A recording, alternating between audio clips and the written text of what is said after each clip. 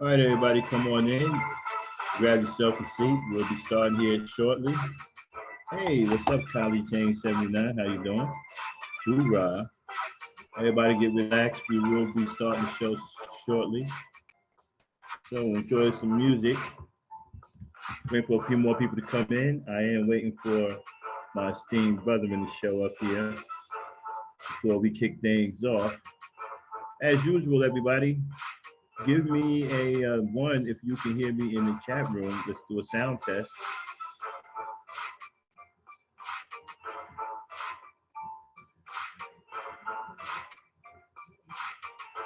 Somebody type up a one.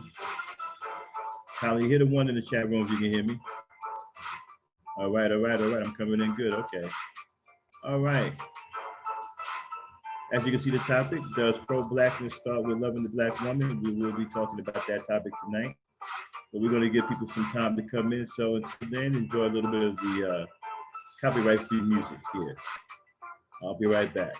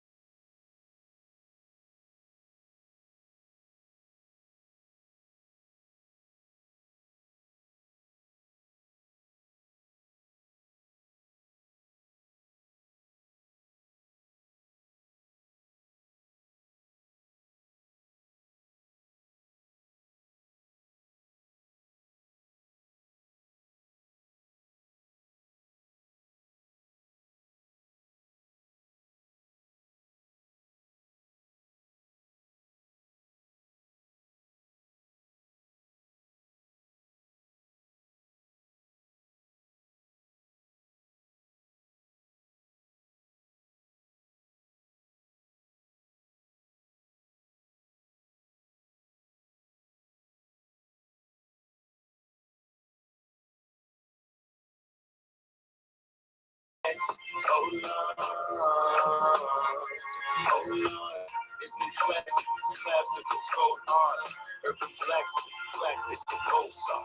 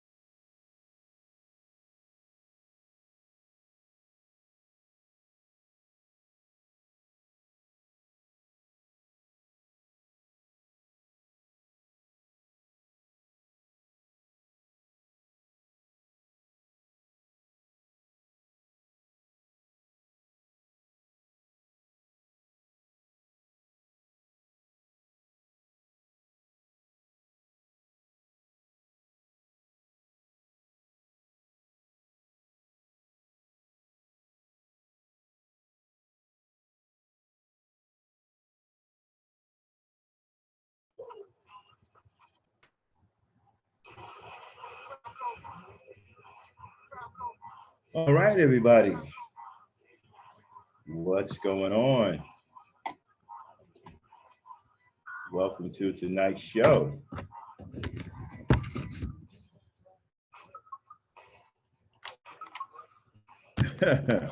let me check to see if, okay. What's up, everybody? Welcome to the OverDrive third year. Shout out to the people in the chat, my strong peoples, Kylie Jane, Abracadabra, Brother Chaos. How y'all doing?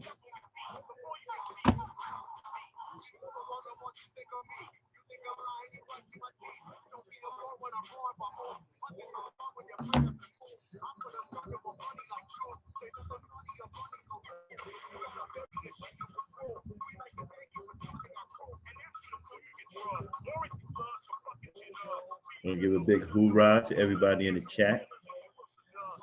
All right, let's get started. I guess people are coming as we get going. I don't see anybody else. All right, now. Want to make sure everybody's listening. Can you guys hear me? If you can hear me, type a 1 in the chat. Let me know you're still here.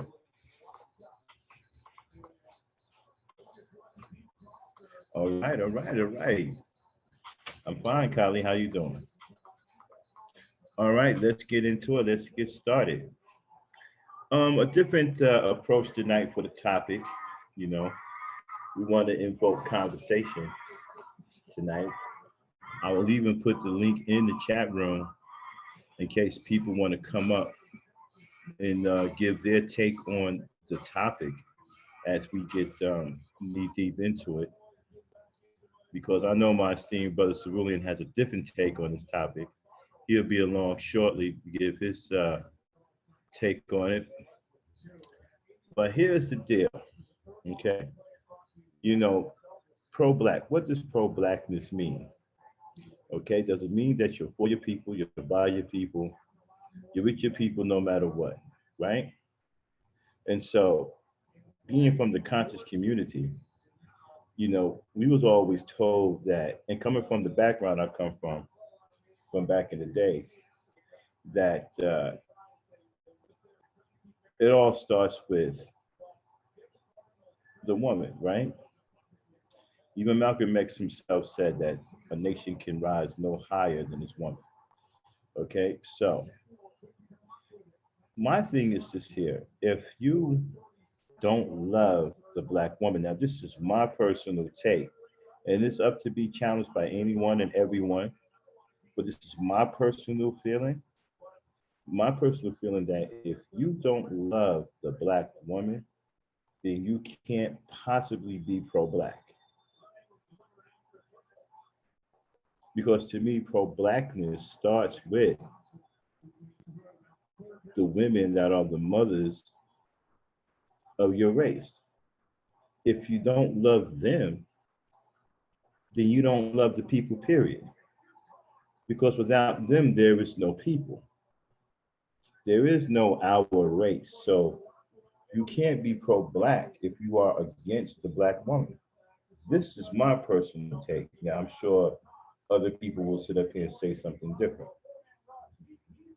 Okay.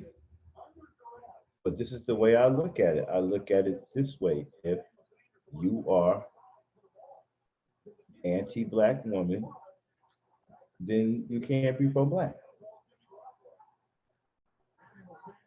And I think pro-blackness starts with loving the black woman, because if you love your race, right, it doesn't make sense to love your race and not love the women that actually produce your race.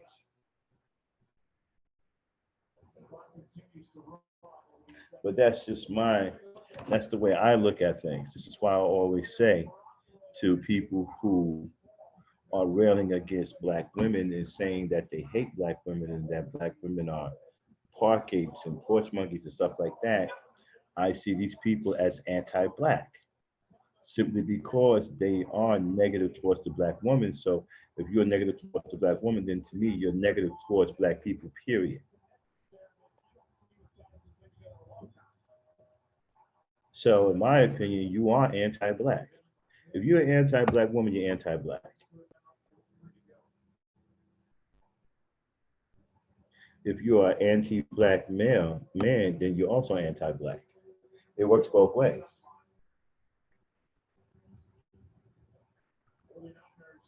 I can't see being called pro-black and being about my people if I'm walking around here hating black women and saying all kinds of mean and disparaging things about black women. How does that make sense to say I'm pro-black if that's the kind of mentality that I have towards black women? Kali, am I coming in? Can you hear me very, clearly, or do I need to speak up?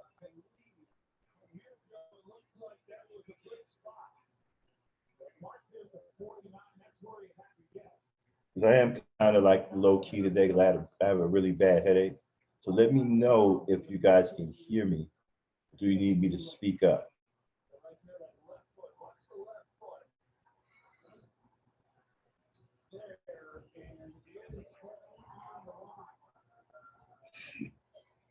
Okay, good, good, good.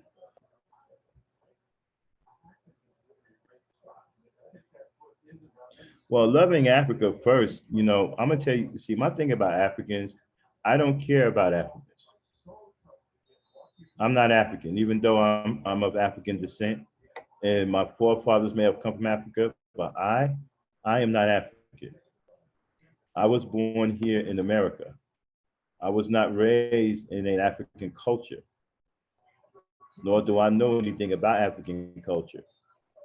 I read about some things, whatever, but I'm not African. I don't speak any other dialogues. I've never lived there. I don't have their customs. I don't understand their ways. I was born here in America. I am an American. I'm an American black person, American black man, or whatever they're calling us nowadays. Afro American, indigenous American, black American, dark skinned American, mahogany American, whatever. Okay. And don't get me started on Africans because you might not like what I have to say about Africa. I really don't care anything about African people, to tell you the truth, because they don't care anything about us. They've never cared about us. If they did, they would have never sold our ancestors into slavery.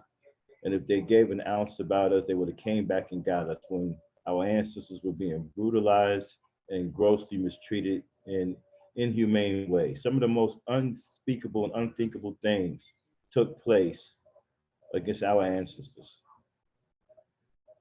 And those cries reached out, I'm sure, far, far and away, and they fell on deaf ears. Africans could have did plenty. They could have came over here and got us. They could have interceded on our behalf. They could have did something said something to the government, threatened the government with sanctions, or they could have done something. They haven't done anything. You have some African people.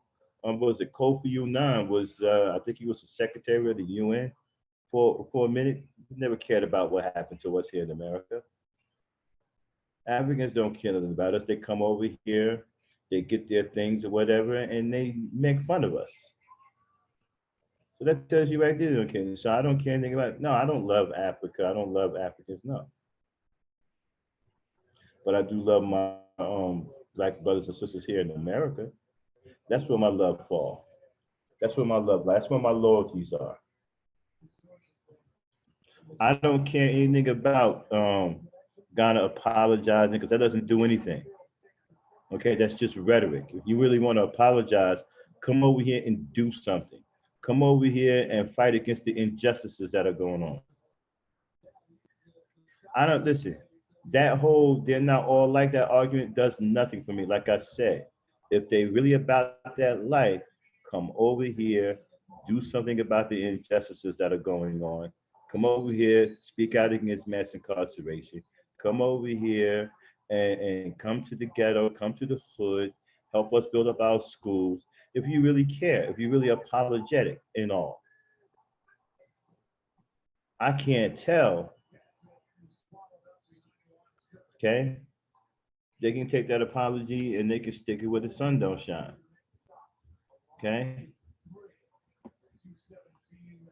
They've never done anything for us.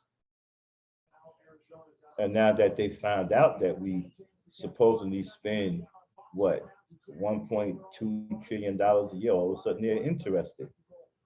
All of a sudden people want to apologize, and now they're interested in who we are. All of a sudden Dr. Mumbi shows up.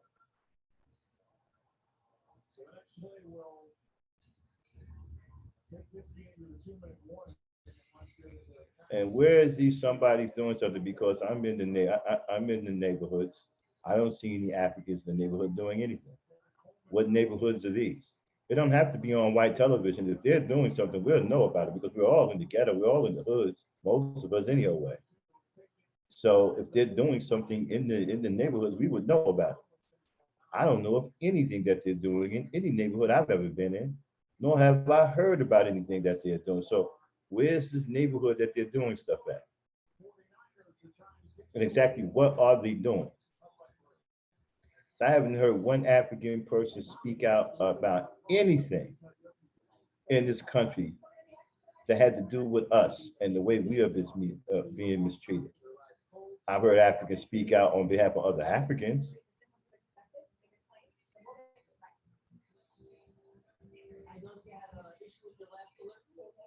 Well, no, we're not lost. Well, I don't know where you get that from. What do you mean we're lost? If anybody's lost, it's the Africans who were lost because they're the ones who abandoned their own people. and allow their people to go into slavery and be into slavery and be brutalized. So if anybody's lost, they're the ones who's lost. We aren't lost. We're over here doing the best we can to survive. How are we lost? We didn't kick ourselves out of Africa. Our ancestors didn't kick themselves out of Africa. They didn't sell themselves into slavery. So who's lost here?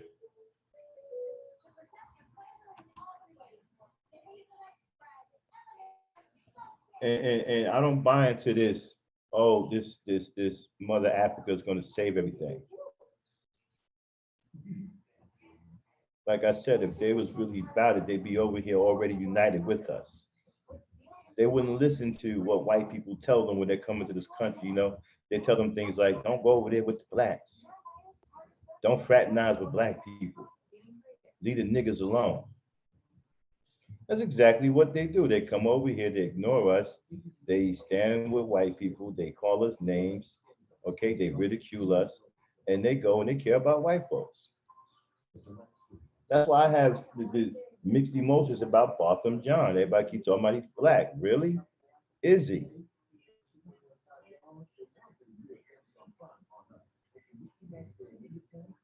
Well, I will say one thing. His parents seem to have the same mentality that a lot of Negroes out here have for the white man, for white people. They're over there hugging and embracing their enemies. But they've been doing that in Africa too, so that's not nothing new. So I'm still questioning, I still have mixed emotions about the fact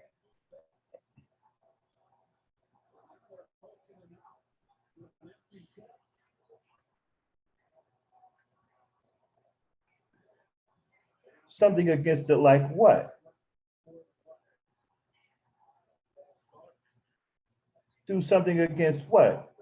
If they're free of first of all, we're talking about some of the so-called smartest people on the planet. Aren't Nigerians like the smartest people in the whole world? Right?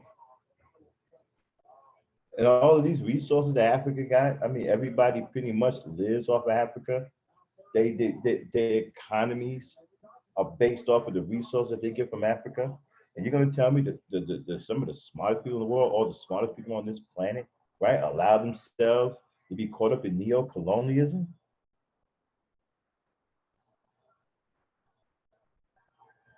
Where is all of this intellect? Where's all of this smart, thinking? How is it that you have the richest country in resources in the whole world, and you're caught up in some BS about colonialism because you seem to be prejudiced against your own people? You have any idea the hatred that Africans have for each other? They have more hatred for each other than anybody on this planet.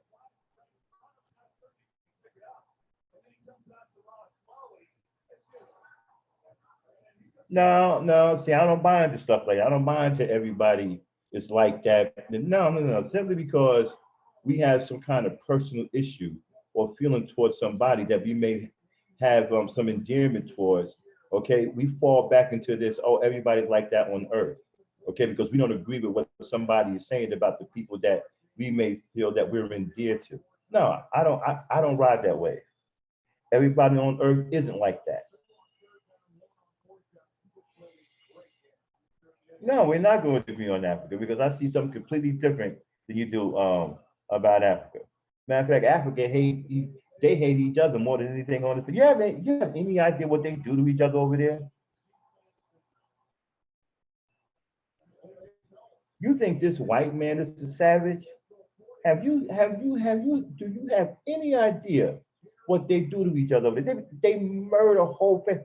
Do you know that they go into houses and take out whole families? And in Africa, families are big. Sometimes it'd be like 20 people in one house, all family, right? They'll go in and take the whole family out of the house and march them down the street and kill every last one of them, leave them in the shadow grave.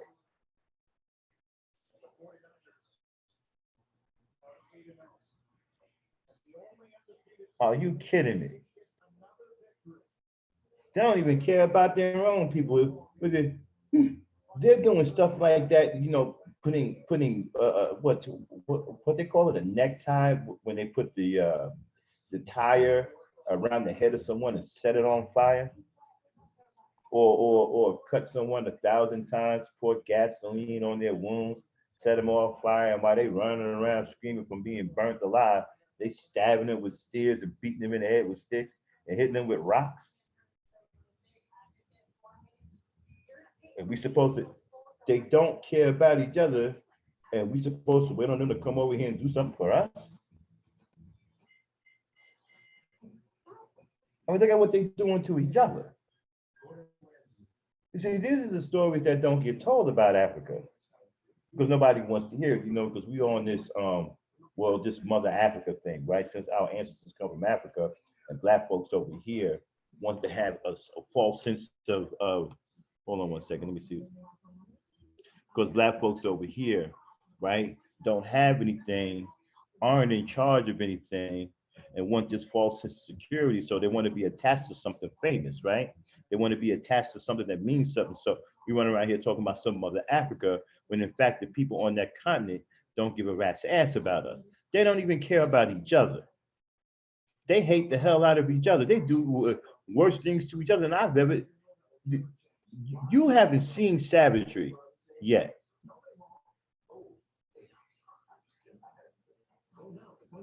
Deceit. Are you again? Maybe I'm not sure what Africa you're studying. Okay, there may be some deception when it comes down to economics over there, but as far as people, socially or whatever, there's no deception. They've always been savage like that. People just don't want to talk about it. All people want to do is talk about Egypt. They want to talk about the good things about Africa. They want to bring up Kemet. They want to bring up the library of Alexandria. They want to bring up all of these great things, Hannibal, all that stuff, right? But they don't want to talk about what's really going on over there in the absolute savagery, okay? That is unparalleled that happens to that they do to each other. No, you see, again, you see, this telling me, right, the fact that you would say something like that tells me that you haven't, I don't know what Africa you're looking at, but you're not looking at the real Africa. And I don't blame you for that, because there's a lot of education about Africa. There's a lot of misdirection going on about Africa, simply because people don't want to see the real truth and the dark side about Africa. I've seen the dark side of Africa, and I'm telling you right now, okay? It is the most bloody, gory, savage thing I've ever seen. I didn't even know human beings could even be that cruel to each other. Okay. And again, they're doing this to each other. So what hope do we have of them coming over here helping us with anything? They can't stand each other.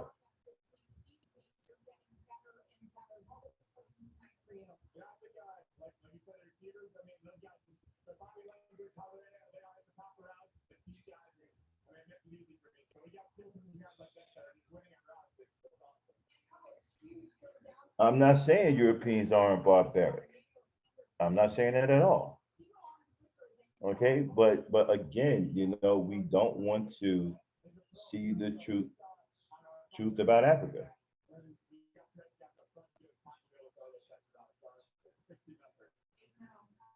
I mean, don't even get me started on Winnie Mandela and her famous football team are nothing but hitmen. How they went around murdering people, cold blooded, who didn't agree with her ideology.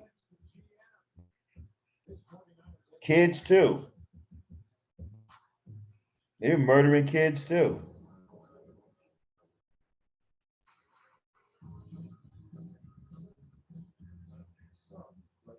No, these want to know lies through you. You see, okay, I get that. Okay, some of that is true. There are a lot of lies that are being told by Europeans or whatever, right? But there's also information coming out of there over in Africa, right, that aren't coming from Europeans. See, if you do your own research, right, over there, you can find out other information that aren't coming from Europeans. And there's a lot of information over there that is 100% accurate that have nothing to do with Europeans.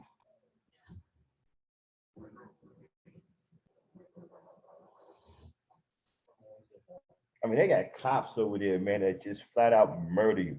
There's a cop over there right now called Rashad. He's in Kenya, blowing people away in broad daylight.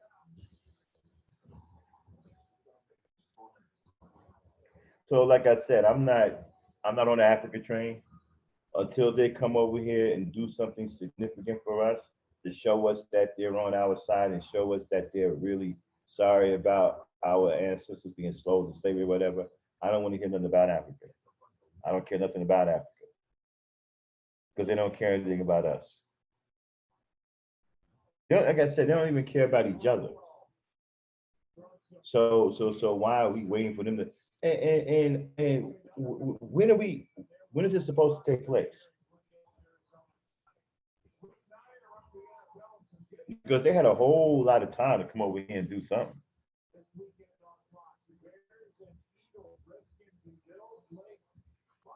You know witchcraft?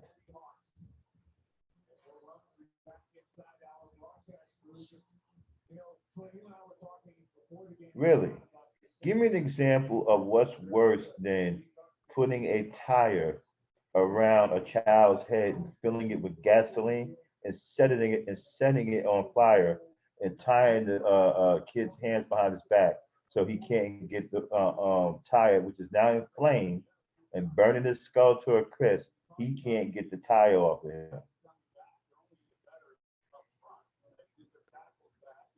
See, give me something to top that. We can go tit for tat here. You're going to lose this battle, but I'm game.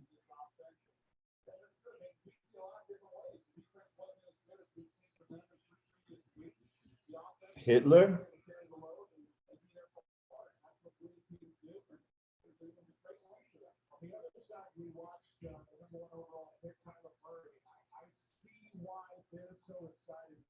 The gas chamber? The gas chambers? Well, those were actually humane compared to what the Africans were doing to each other. I can make a case that the gas chambers were humane up against what the Africans were doing to each other. Like I said, you guys don't really know Africa. You just know this this sugar-coated version of Africa. What you've been taught from the conscious community and a lot of these backward Negroes who seem to be blind by uh, uh, legends, tales of legend.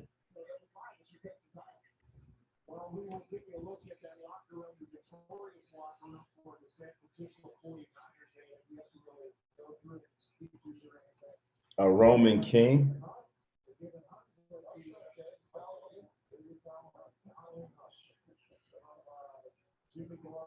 Well, I don't know anything about that, but I'm just saying it's this here. The African thing is just not my. I'm not into the African thing, and I don't believe we should be waiting for Africa to do anything. Okay, should we wait for Africa to do anything? And the fact that we should be putting them first of all, we need to put ourselves first. When do we start to do something about us? Why are we always caring about what's going on abroad and don't care about what's going on in some other country? They don't. You think the Africans in Africa are sitting around thinking about what's going on over here in America with black people?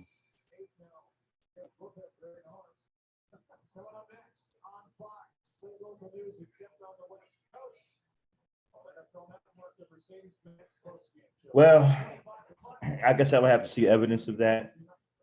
I've seen things take place in Africa that was some of the most inhumane things I've ever seen in my whole life. Okay. But here's my whole question to you, Abracadabra, is this. Do you think that the Africans in Africa right?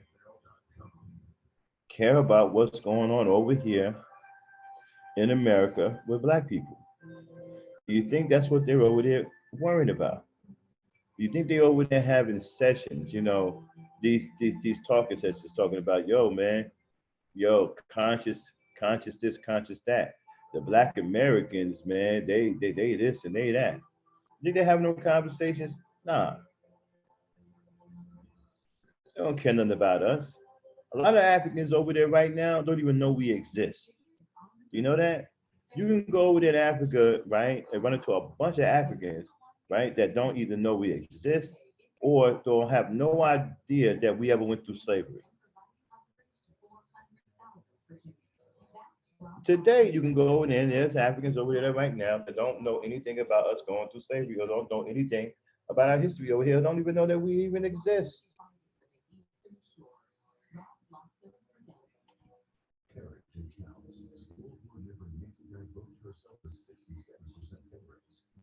How do you contend with that? What's your answer to that one?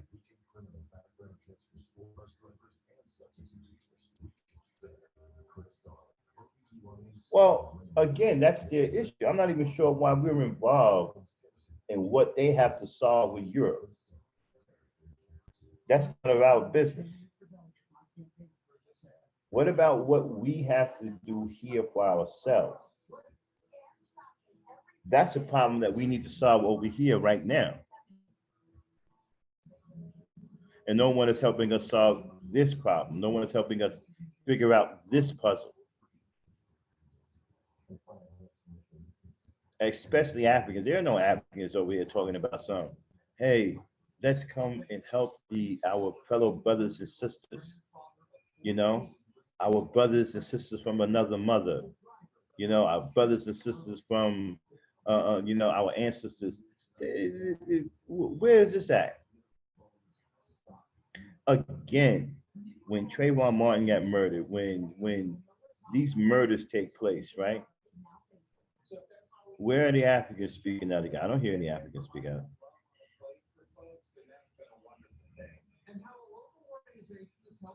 No, actually, it wouldn't be.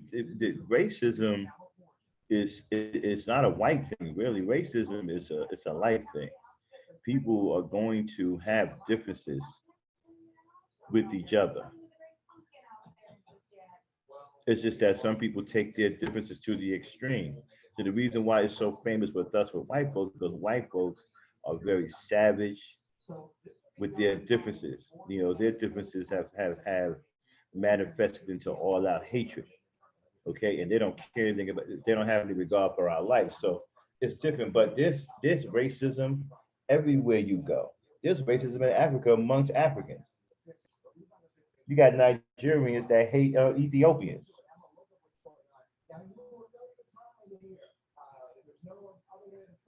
And it goes on and on and on. And they're willing to kill each other over it too.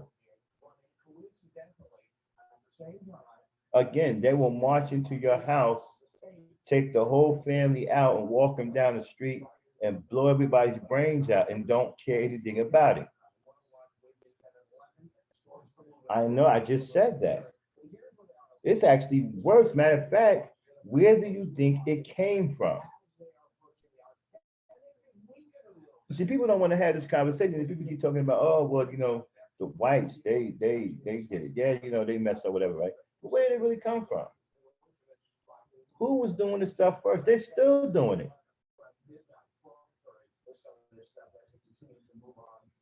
Now, you see, you're confusing racism with colorism. There's no confusion here.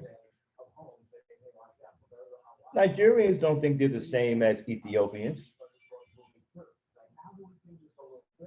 They treat each other like different races. There are different characteristics, okay, in their facial structure, facial makeup. Different tribe. They teach.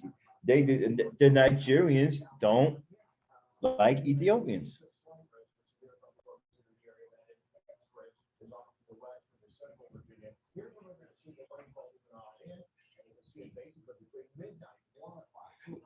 No, they was doing that before the colonialism.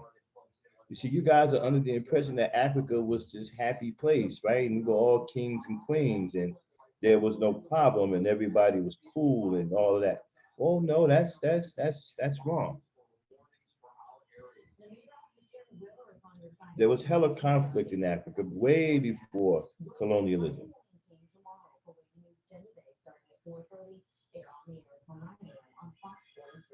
Okay. Hey, what's up, Iron Fist Spyro? Nah, we got sidetracked. Yeah, I know the topic's pretty good. We got sidetracked here with this African talk. Yeah, yeah, abracadabra. This was going on in Africa way before colonialism got over there. This is see again, this is the problem I have with people not wanting to see the truth about Africa.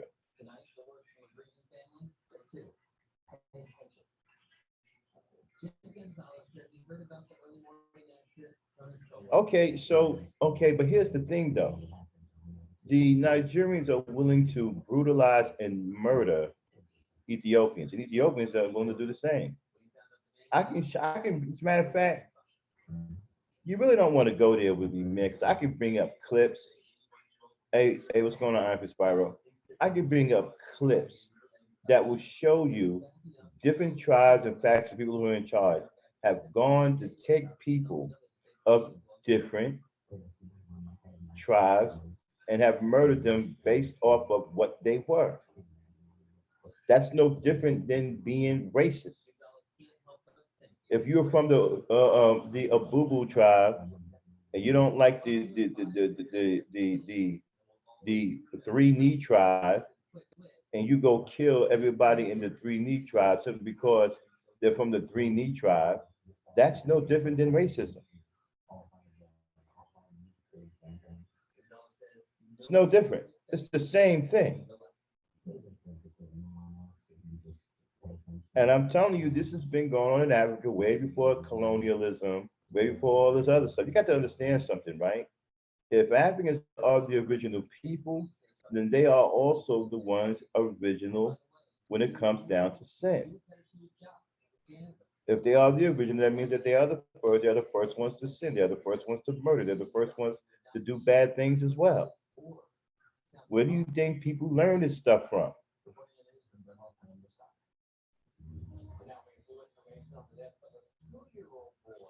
You think people learn how to hate? People, listen, you can go to Africa, right, and spend some time there and learn how to hate other people just by being around some Africans. Yeah, it's the same thing.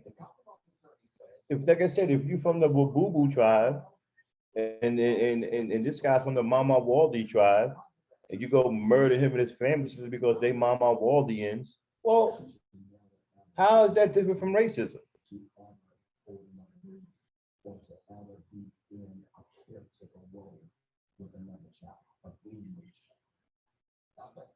And my thing is, and here's another thing too.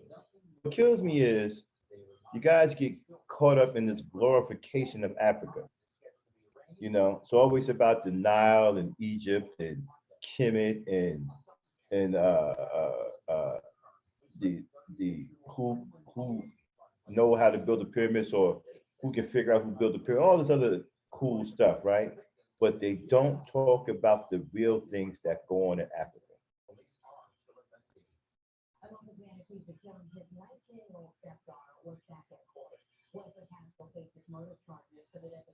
No, not all African Americans. You see, African Americans do this a little bit on some scale, okay, especially when it's gang related, okay? Like you got the Crips and the Bloods. That can be seen as some kind of tribal mindset. And they kill each other simply because they one is a blood, the other one is a Crip, okay? But most African Americans don't engage in that kind of tribalism unless it's gang related. If it's not gang related, we're not involved in that. We don't just walk around saying, okay, because you live on such and such street and you voted for Mayor Cunningham, we're going to kill you because you voted for Mayor Cunningham and we voted for Mayor Black over here. No, our situation is more gang related. Okay, Our gangs seem to have that tribal mindset more than anything else. Because with the gangs, there are distinct differences in title, characteristics, ideologies.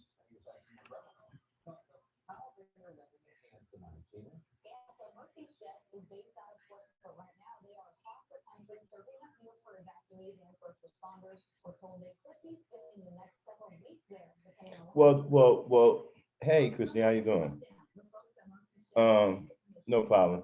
But yeah, but the light skin, dark skin thing to me is first of all, black people have no business arguing over who's light skin and dark skin. I have no idea why those arguments happen.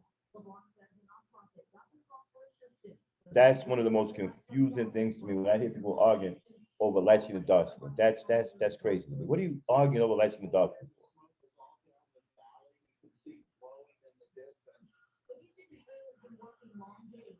The problem is it's like having these different types of factions, right? Like black people, black Americans here, we have a problem with factions. Okay.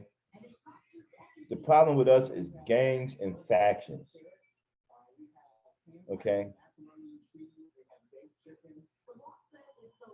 You got the black people over here that want to be Moors. You got black people over here want to be Hebrew Israelites. You got black people over here want to be Kemetics.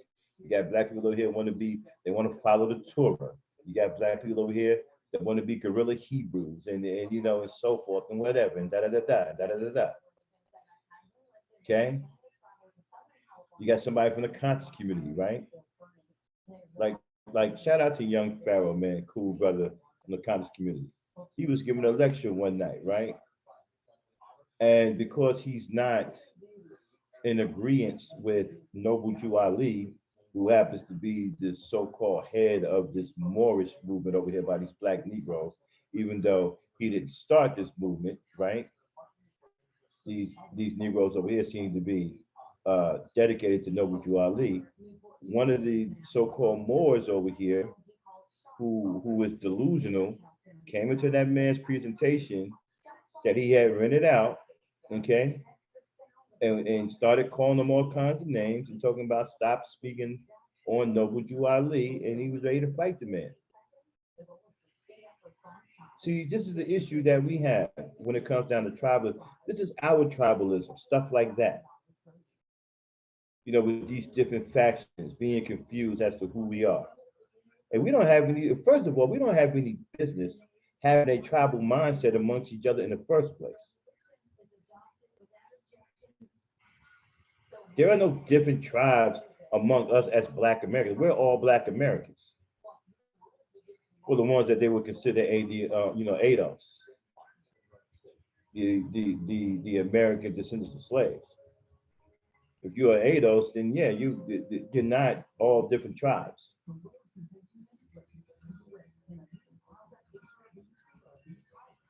We create all of this separatism amongst ourselves with these titles and these factions and names of these factions. We create all this separatism. And then we play up to it, okay, by saying, okay, well, you know what, you're a Crip, you're blood. I don't like you because you wear blue. I don't like you because you wear red. So now you can't come to my area because it's all red over here. We don't want any blue over here.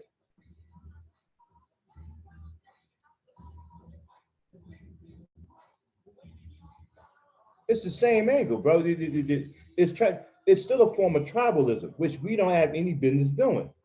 Not Black American. I can see the Africans doing it, but not American, Blacks. I'm not even sure where they even got that mindset from. I'm wondering if that is if that's not some kind of artificial, mentality that's been put on us somehow. We have no business thinking like that.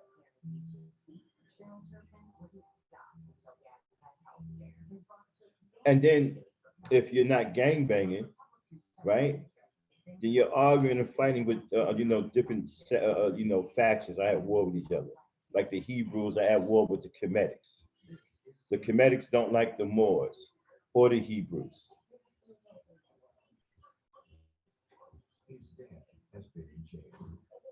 Yeah. So you're saying all of this comes from white folks? You don't give black folks any credit for creating this some of this nonsense themselves?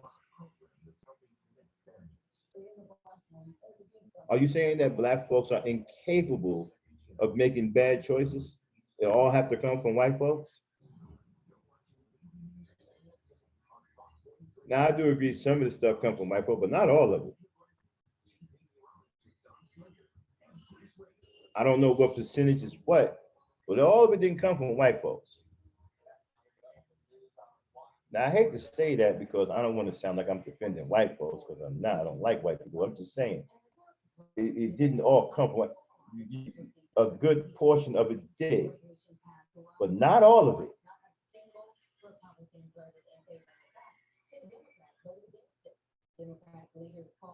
Yeah. And then you got people saying, well, you know what, black is it's a political or some kind of economic title or whatever. I don't care. At this point, it doesn't matter, because when you fill out an application, they got choices down there for you. What are you? Some of them say African American, some of them say Black American. Actually, see when I said Black African American. Black African American. Now that's serious emphasis on black. And African American is supposed to be black to begin with. So you want to make sure, so you put black first, then African American after. So Black African American is your choice on some of these applications that you fill out. Okay? So you're classified as black. There's no one going to change. The people walk around here like it's going to change, like, hey, you know what? That's a political classification. That's an economic. You said that like it's supposed to change. Somebody going to change it? Are they going to start calling us blue Americans? Urban Americans? Technically, I like the term earthen, which I will be. Oh yeah, shout out to the Earthen Nation. We're going to be getting the Earthen Nation started up soon. I'm going to tell you what the Earthen Nation is all about. Yeah, Christine, that's real black. That's real black, right? Black African American, that's real black.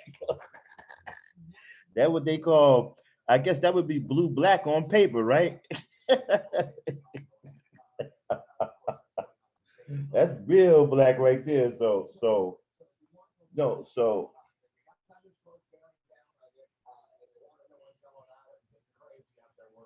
yeah, right. Iron Fist Fire. I don't want to sound like I'm defending them, but some of this. Oh no, we was talking about the term Black African American, abracadabra, on some of these applications when you fill them out and they want to know who you are. They have options there. You got white, you have Hispanic, you have some of them have Latino, some of them have African American, some of them have Black American, but I filled out one that had Black African American. That's making sure you're black. Black African American. And African American is supposed to be black already. So they made sure that they emphasized black by putting black, then African American. That's what we were laughing at. Basically, it's coming out to be, basically, it's the equivalent of being real black by saying Black African American. You get it now, or you still confused about why me and Christy was laughing? But yeah, so getting back to what I was saying,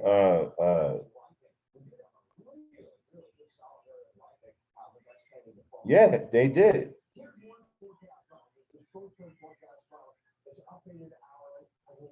Yeah, but what are you going to do about it now? We done built a whole, okay, let's take that argument for a second, okay?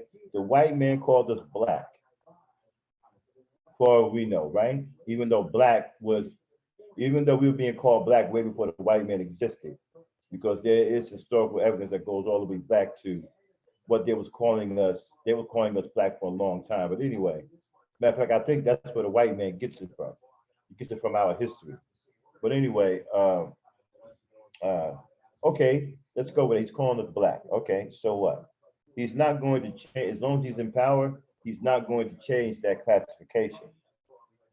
And besides, we own blackness now. We are black now. We weren't before, we are now. We done built a whole culture around being black. We done made being black cool. You can go over in Japan right now. This is section of Japan of Japanese people who are running around with their hair in cornrows, dreads, some are even suntan, some are mixed, and they'll tell you it's cool to be black. Our culture is an influence all over the country, all over the world. People who dress like us, they want to sound like us, they want to sing like us. Look at what R&B is slowly turning into. Look at these shows that are singing R&B. You start to see more and more white artists sounding like black artists. You got all these white boys and all these Asians, right? Who are now pretending to be R&B artists. Okay, hold on one second. Yeah, let me get my links out. I forgot to put my links out.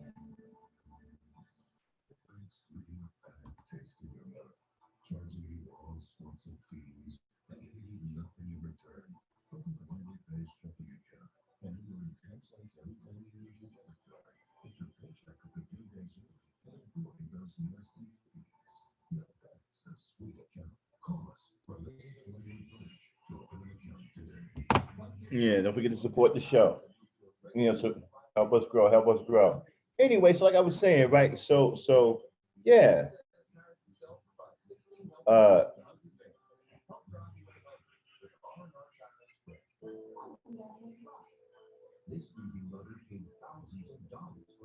well they don't well, I wouldn't call that power because you can abracadabra. I wouldn't say that they have the power to shape our consciousness. Ultimately, you have the power over your own consciousness. The problem is this: you keep buying into shiny things. You see, they're treating you.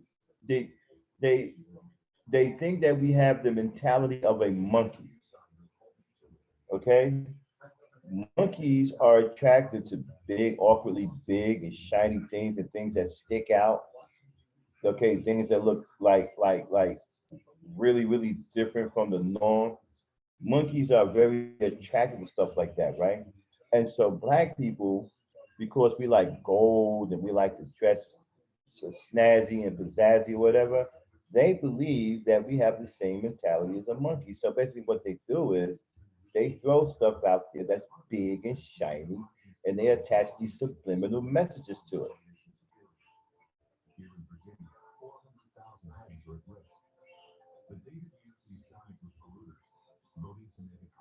Exactly, Iron Fist Spyro. Everybody named Mama's trying to. Listen, there's a white woman online right now that lives in England, right? It's the most dumpy looking white woman. Okay, she has a video on YouTube right now that teaches people how to that teach people how to crip walk. Crip walk, people. How black is crip walking? Now, how did this white woman who lives over in England, right, learn how to crip walk? And now she's teaching other people how to crip walk, and she's white. She's never been a crip. Where do you think that come from? Yeah, you're teaching people how to crip walk. This is a white woman. This is some old dumpy looking, regular looking white woman teaching people how to crip walk. Crip walking is about as black and ghetto as you can get. Now we know this woman ain't spend no time in no ghettos, right? She ain't spend no time being no Christian, but gang banging. So where do you think that came from? That came from our influence. This is what our culture is doing to other people around the world. Here we are.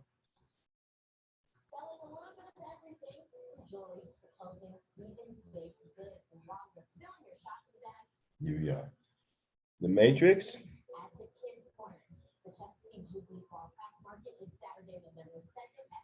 Here we are.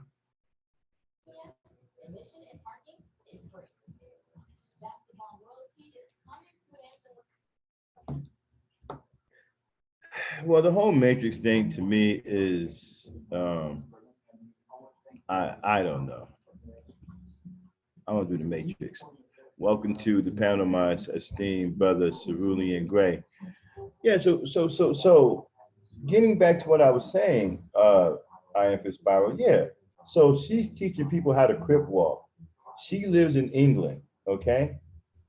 Abracadabra, this is the influence of our culture. So I don't buy into it anymore that white people have called us black and it's some kind of political classification.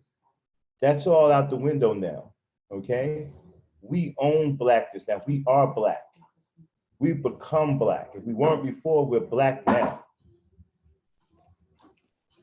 It's ours now because we've built a culture around it. Black is a culture now. It's not just a culture. I mean, just a color. It's a culture. And you can find the appropriation of this culture all over the world. So that tells you right there that it's no longer bound to just a skin color. Indeed. You understand what I'm saying? Hey, what's up, Cerulean? Yeah, I was getting into it with Abracadabra is pretty cool. Getting into a good conversation with him or her about we talked about Africa, and I was trying to stay on topic, but he or she has such a Abracadabra. Are you a he or she? I don't want to. I want to make sure you know. Right, yeah, all over the world. I told you there's a sector in Japan, right, in Tokyo, where the kids are dressed with cornrows, they wear baggy clothes, they got dreads in their hair, they listen to rap music, R&B, and they tell you right that it's cool to be black. It's a culture thing. Okay, yeah, okay, all right. Yeah, so me and Abracadabra was engaged in a really good conversation about Africa, and we What was up, on top of the Africa? side about Africa. He was telling me about how the Africans, once they get free with neo-colonialism, they're going to put on their capes and fly all the way over here to help us. I keep thinking that. Yeah, right. Yeah. Isn't that right, Abracadabra? He's gonna fly once he gets done with neo-colonialism. You're gonna come over here. You're gonna come fly over here to help us out, right?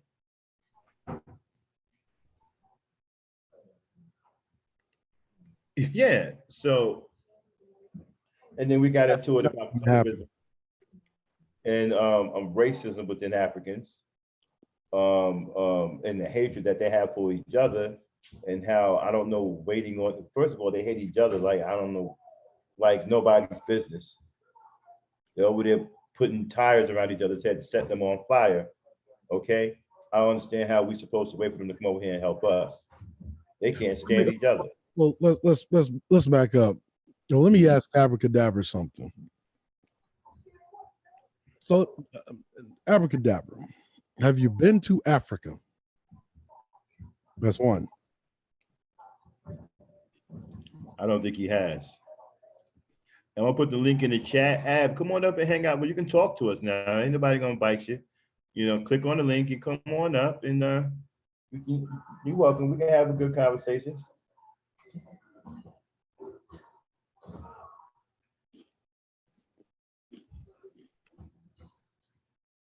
Okay, so you've been to Africa. There's the link right there if anybody want to come up. Oh, Ghana. Oh yeah, he was talking about how Ghana apologized and somehow that's supposed to make everything right. And we're supposed to forget about how they left our people and stuff. Even though Kofi Annan was the Secretary of the UN for how many years? And I've come to this country several times, right? And they so much as even stop in a black school to say anything about us. Actually, Kofi Annan actually did a lot for black folk. Kofi Annan is the reason why the UN came out and said that America owes blacks reparations. When did he do this? Shit, that was back in like 2009, 2011. Okay, yeah. It must have been a long time ago. I must have missed that one.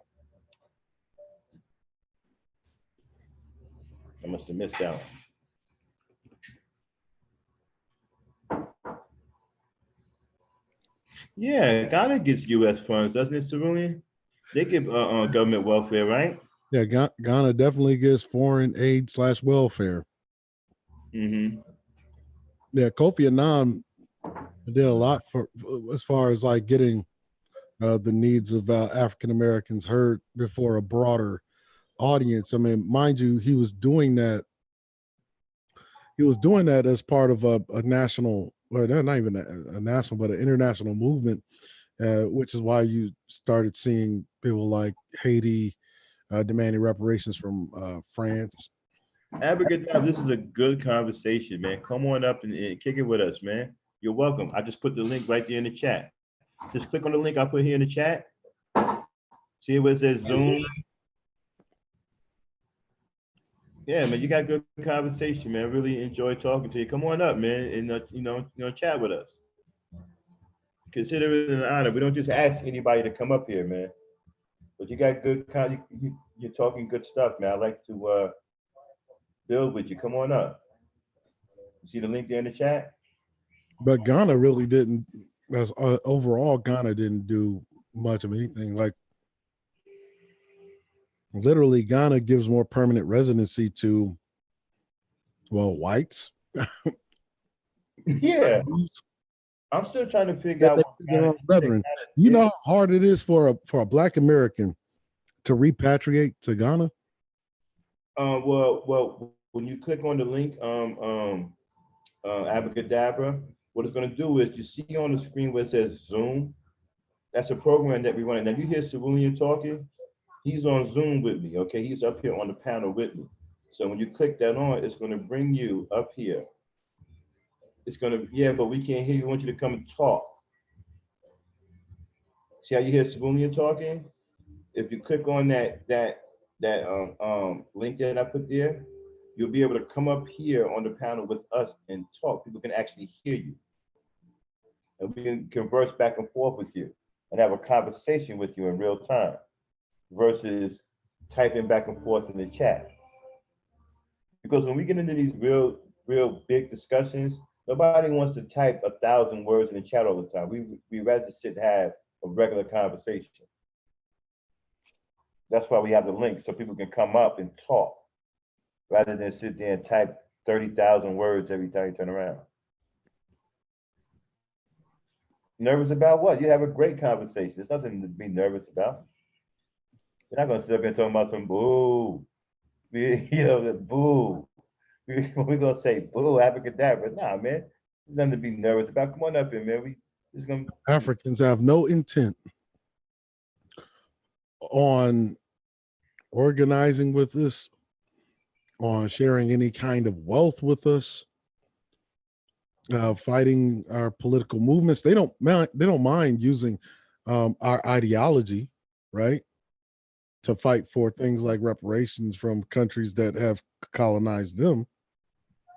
But they're not going. They do not have any intent on organizing with you, going into any special business unions or exclusive business unions, corporate, institutional, or otherwise, with you. They don't mind taking your money, though. They love taking your money.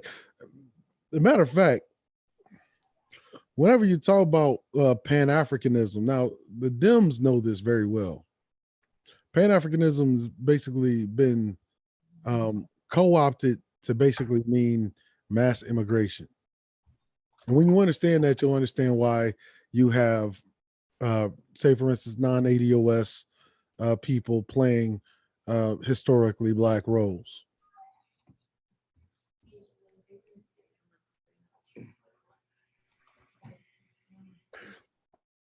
Well, you know, Putin is quite clever. Mind you, he gathers up 47 African nations. Mind you, he's telling the African nations, like, yes, this is what I'm going to do for you. It's going to be unconditional. I'm not going to be the cruel and brutal overlord that America, Britain, France, or Germany was. Right? But what you're going to see because of that Russia deal, sure, it's a type of neo-colonial play at a game of risk, but what the Africans get on the other end of that is going to be something tremendous. Because if they get access to Russian tech, and Russia is the most technologically advanced military on the planet right now, more advanced than even America, which is why America won't touch them with a 10-foot pole. Anywhere Russia is, America's hesitant to fuck with them. Well, abracadabra, white folks attacking Black folks without Africa's help. We don't have Africa help now. What are you talking about? And we're being attacked by white folks. I'm not sure what it is that you're referring to when you say your question is, what will we do if whites attack Black folks without Africa's help? We don't have Africa's help now. Hey, Shabuni, am I missing something? Where's Africa's help? What is he talking about here? Said when? Did I miss something? Am I understanding something here? Are you asking me when has Africa helped?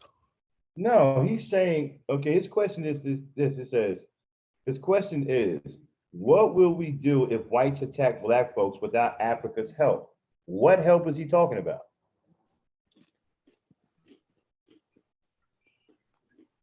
It's under my impression now we don't have any help from Africa. Unless you count Dr. Mumbi and Phil from the Advice Show. But I'm unaware of any help. I don't know what he's talking about. Well, it's hard to understand it because, one, Africa is helping America. Africa is helping whites. Can't help white folks. I mean, you just think 47 African leaders meeting with Putin. He wasn't meeting. He wasn't meeting with a cerulean gray. You know, these African leaders wasn't meeting with a cerulean gray, right? Right. They weren't even meeting with a Ben Carson. Okay. African, are you African? What is your nationality? Are you Black American? You're African? You not Haitian?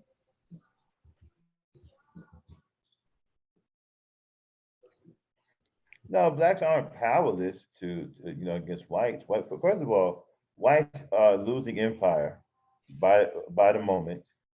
They are below replacement rate. They have a whole lot of problems right now.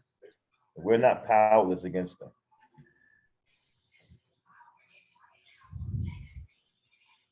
You're a Black German? Okay, that's interesting. You were born in Germany? Okay. Or were you one of the military kids? Mm-hmm. I'm probably a military kid. Mm. That's interesting. That's a clean. That's a different perspective. Now, see, understand something. How do you think Africa can help the Black American, right? When the African is in his land of birth with a majority with a majority population and still with the minority control. Okay, so your father and mother is from Ghana. Okay, so you were born in. Okay, your father and mother lived in Germany, and you were born there.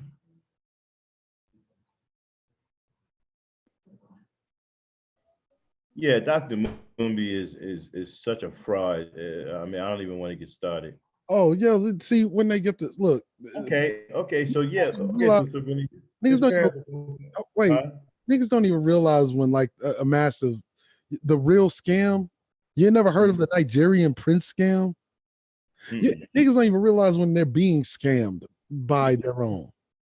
Yeah, Do yeah, Mumbi's a fraud, yo. you know the dangerousness of this is the reason why when you had people like Dr. Boyce Watkins and others, right, running around here talking about we have 1.2 trillion dollars in spending power. Yeah. Okay, do you know how dangerous that is? You're basically telling the world that you're open for business. No, it's not bad. Hold on one second, Joshua. No, Africa, damn, no, it's not bad. Why would we hate you, bro? Nah, man, it's not bad at all. No, that's fine. You're from Germany, man. You're cool, man. You know your conversation is good, man. You're not here acting like a knucklehead. No, All I'm saying is you're this, bringing it. right? Hmm. And what I'm saying is this. This is the reason why I oppose Dr. Boyce Watkins Hmm. when he was running around here telling Negroes that they had 1.2 trillion dollars in spending power, He's still doing it too. which we do not have, right? Hmm. What that does is that puts the wrong kind of message into the world. Nah, Africa, Dab, I think it's cool you're from Germany, man, because we get different perspectives of black people from all around the world. You know, you're black and you were born in Germany. You're a black German. I think that's Look, great, man. wait, Max. Wait, Max. Come on the damn panel. Don't keep right. Uh, Come on the panel and actually chop it up or Yeah. You me? I put the link in. Yeah, come on up, man. Don't be afraid, bro. Don't be nervous, man. Just come on up. We just, just regular guys chopping it up, man. Come on up. You guys, William. fucking lost my thought. That every time you answer, Talking about Dr. Boyce Watkins. He's still doing it. right. So that's one of the reasons why I oppose him when he's going around telling Negroes that they have 1.2 trillion dollars in spending power, which we do not have. What that does is send the wrong kind of messages out into the world, especially to other groups, because what it tells them is that we're open for business and that we have 1.2 trillion dollars to spend with somebody. Right. Abracadabra. Don't be nervous. It's okay. We don't have a problem with your accent or your language. Okay? That's fine.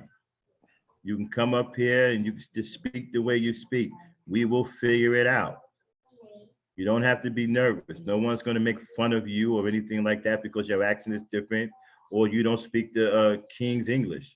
Whatever. Wait, whatever. Do you know that Kofi Annan was Ghanaian? Yes. Kofi Annan was Ghanaian. Do you know the reason why that he brought our issue, the Black American issue, to the UN? Because one, he was right there, right? And for two, it was being used as a stage, right, to convince of the Ghanaian government to go for reparations from whom? France. Exactly. See, if the Black American could get the fucking reparations, it solidifies a precedent in which other countries that have been colonized to also get reparations. Right. And abracadabra, my language Why is is it? awful. Why is it? And why is it? Why is it with the Black American? Why is it with the Black American that is so important? Why do you think that is? Mm-hmm. Because none of those other countries that had been colonized went through what the Black American went through. Mm-hmm. Certainly not for no 400 fucking years. Right. Okay. So if you could set a precedent with this group, all of the other nations or groups fall and are able to follow that same suit. So you would see Haiti, Ghana, getting their reparations from France. You'll see Kenya, Nigeria getting their reparations from Britain. Mm-hmm. Yeah, abracadabra. Click on the link, man. Don't worry about your language. My language is awful too. And you type pretty well, so your language can't be that bad. My language is bad too. Come on up, bro. You're welcome up here. Black Okay. Americans are a special group. I would say don't even answer him. Look, if he's not going to come up here, don't even answer him anymore in the chat. Yeah, abracadabra. And we're not going to keep typing back and forth with you, man. You're welcome to come up here and have a conversation with us. No one, it's okay if you have an accent or your language is bad, that's fine.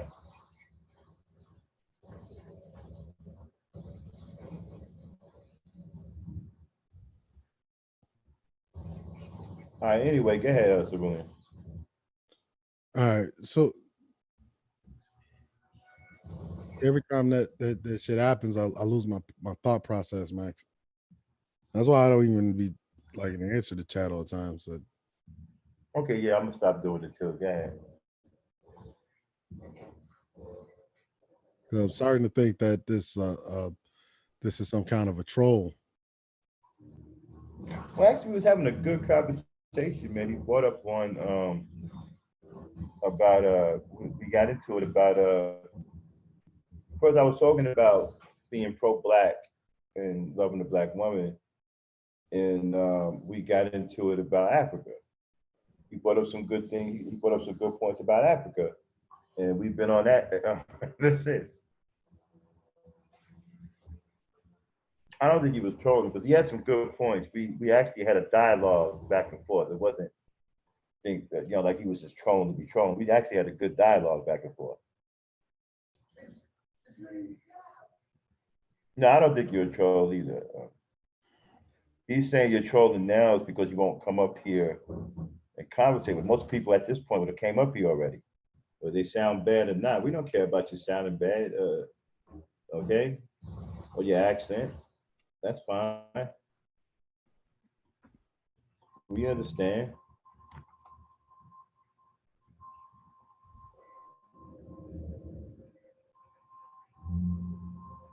Yeah, so that's what it was. Like I said, we actually got into a dialogue. We actually got into a dialogue about Africa. And I was telling him, I don't know what Africa he's been looking at, but people always want to leave out the truth about Africa, because they get caught up in what's being said in the about Egypt and about how we were kings and queens and everything, but they don't see the raw savagery that Africans do to each other. Africa, look, there's a reason why. Look, you know how many Black Americans go over there and they can sniff the American out in you. They'll take your shit, they'll rob you, they'll fucking dump you, rape you, put your body out to the side of the motherfucking road somewhere. Mm-hmm. And be driving around in your rent-a-car. Mm-hmm. Okay. So like I said, I don't know what Africa he's been studying. No, I was telling him about Winnie Mandela. Don't even get me started.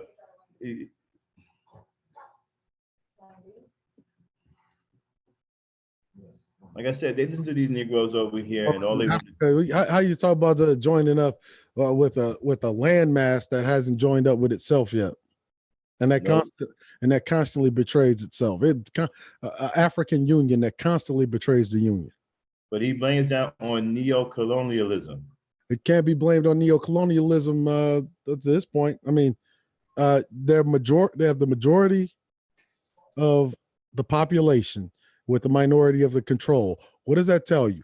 If they can't get it together, what makes you think that us joining with them is going to make a big fucking bit of difference?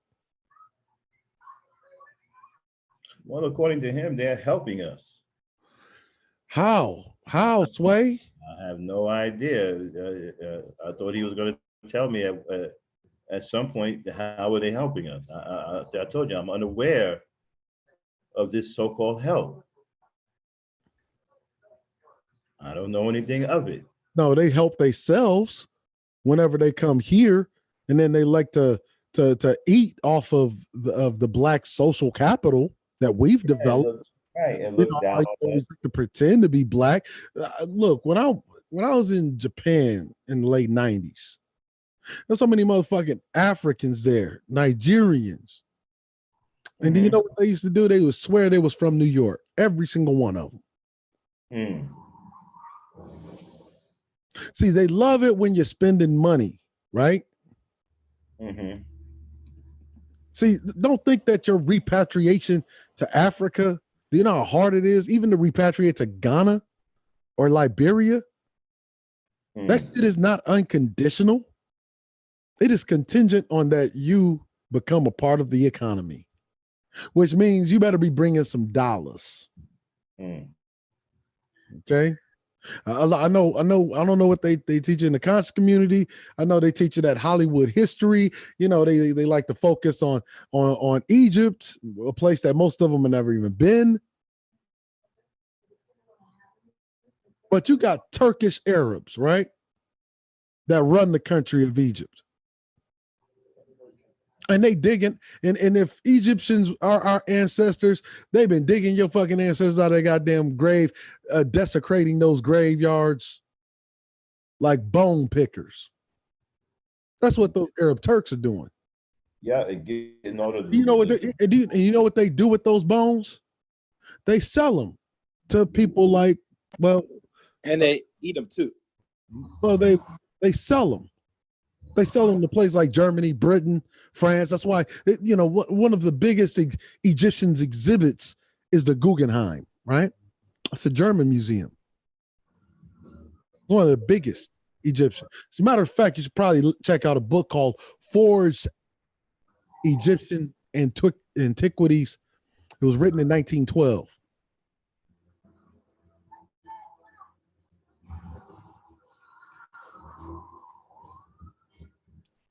Okay, they give you the Hollywood history. They're not gonna tell you what they really be about. Oh, Africans are incapable of those kind of horrible things. Bullshit. Africans do some of the most horrendous fucking things to each other. Africans do some of the most horrendous things to each other. They kind of act like the pre-civilized barbarians of Europe. That's the way they really act, if you really want to know the truth. Nigga, don't let the motherfucking bone in the nose or the plate in the lip fool you.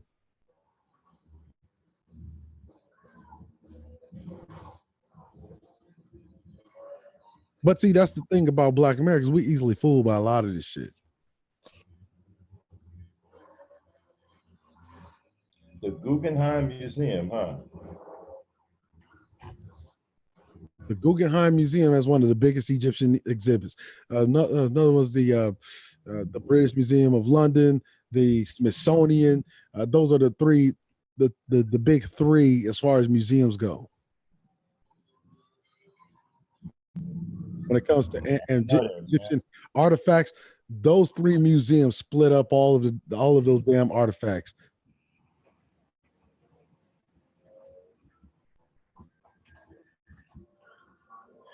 You know, And it's I not that wonder. I don't, you know, and I don't know Abracadabra. You know, I never heard his voice. And he says he's a Ghanaian born in Germany. I don't have any contention with that, right? My thing is this: it's good to have national pride and all, but if you want to show me that you got national pride, join your military force. Yeah. Join your police in Ghana. So that way, whenever we interface, black military men interface with African military men, and we can exchange notes. That's institutional power. But see, I'm gonna show you how much Africans are anti-black.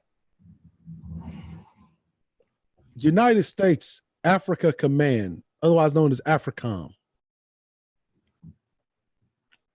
once had a black man of tremendous character, strength, and fortitude. His name was Kip Ward, Army General. He was also the commander of AFRICOM, right? Before it moved to Germany, to Stuttgart. And he went to the Africans, specifically the Northeast Africans, strike a deal. They turned him down.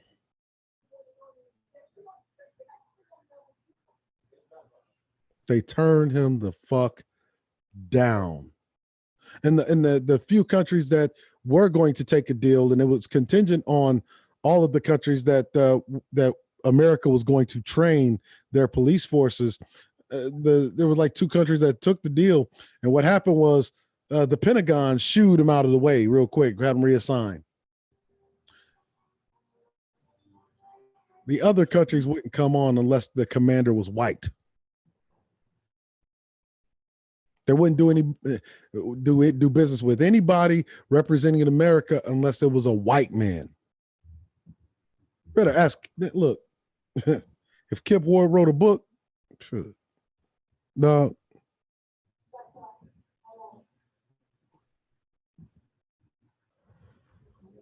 When they did the business with the white man, that white man made sure he took full advantage, raked them over the fucking coals. Took their coltan, made trillions of dollars off of the mineral wealth of those regions. Gave them pennies. And then made them go into structural adjustment agreements, right? With the IMF. That never got completed. And even though they never got completed, those countries were still on the hook for them for an infrastructural build out. That's what a structural adjustment program is. It's to build infrastructure. And that's why you see a lot of Africa underdeveloped while they're still holding the debt. They're still holding the debt that they borrowed from the International Monetary Fund.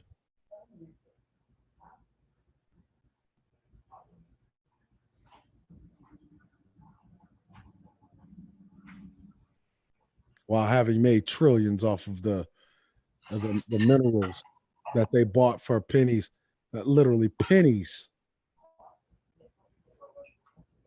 It translated into material wealth for the West. But that's what they wanted. They wanted a white man. It couldn't be anybody but a white man. You know they call Kip Ward an Akata in Nigeria?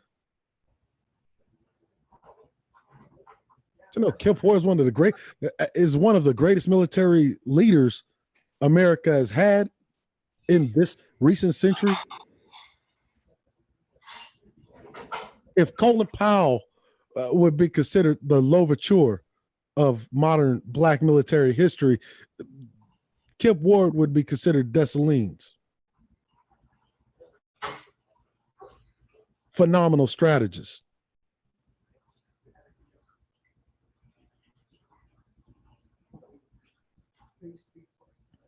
Phenomenal strategist. And when he brought the deal from CENTCOM to the nations, some of them took it. I think Sudan, northern Sudan was one of the countries that accepted that kept forward with a warm embrace. You know, a lot of the other North African countries, like, fuck you. Don't come back unless you got a white man in tow. And now, thanks to their arrogance, their benign arrogance,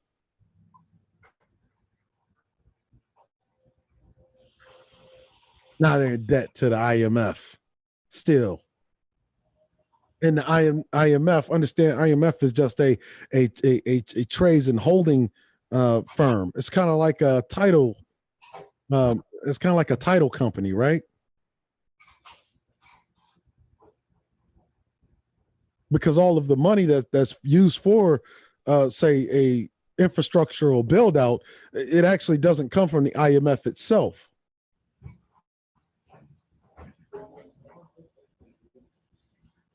It doesn't. It comes from various corporations. The IMF simply structures the deal.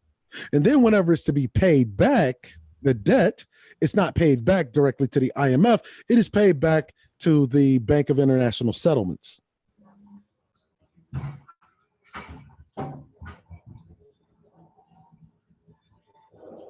Oh, and not to mention that debt accrues interest annually.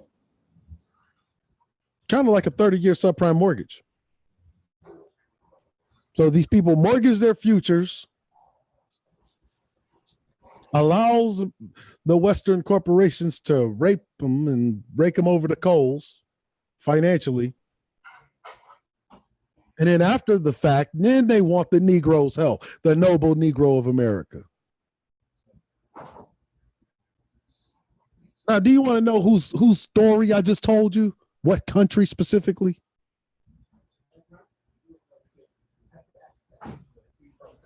I told you the story of South Sudan. I told you the story of Ghana, Liberia, which is why in those countries they give more permanent citizenship to European white folk and Chinese people than anybody else. I just told you the story of Nigeria and Kenya and South Africa. That one story. So understand, Africans ain't got no fucking, no kind of intent or creative will to want to organize with black folk. They're not trying to fuck with you. Hell, and if you stay over in fucking Europe or in America too goddamn long, they ain't trying to fuck with you either. If you're African and your ass is second generation, but you born somewhere else, they ain't trying to fuck with you either. Unless you got some bread, they'll still treat you nice. They'll still treat you kind because you're one of theirs. But ultimately, you're going to be locked out of any kind of social circles. You're not going to be able to develop any social capital whatsoever. Africans, the wealthiest Africans, take the majority of their fucking money and they spend it outside of Africa. You telling me that we need to join up with these people? These are the most financially and fiscally irresponsible group of people on the planet. That is how whites have maintained control in those countries. They're financially and fiscally irresponsible. This is a fact. They send their kids, especially if they're a part of the government, their parents are part of the government, they send their kids all over the fucking world to get educated, to set up businesses, hell, to have children.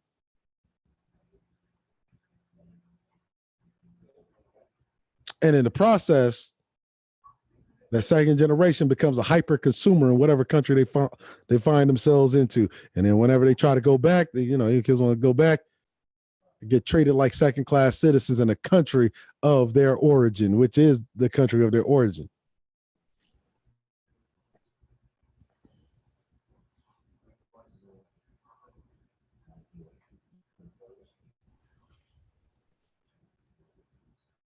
That's why if you speak too good English, you go back to Nigeria and you want to, you're gonna be looked down upon like scum.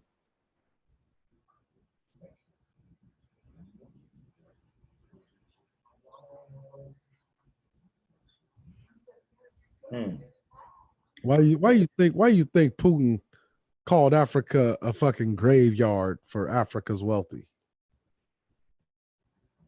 A graveyard for Africa's wealthy? Yeah, it's a grave. That's what he referred to Africa as.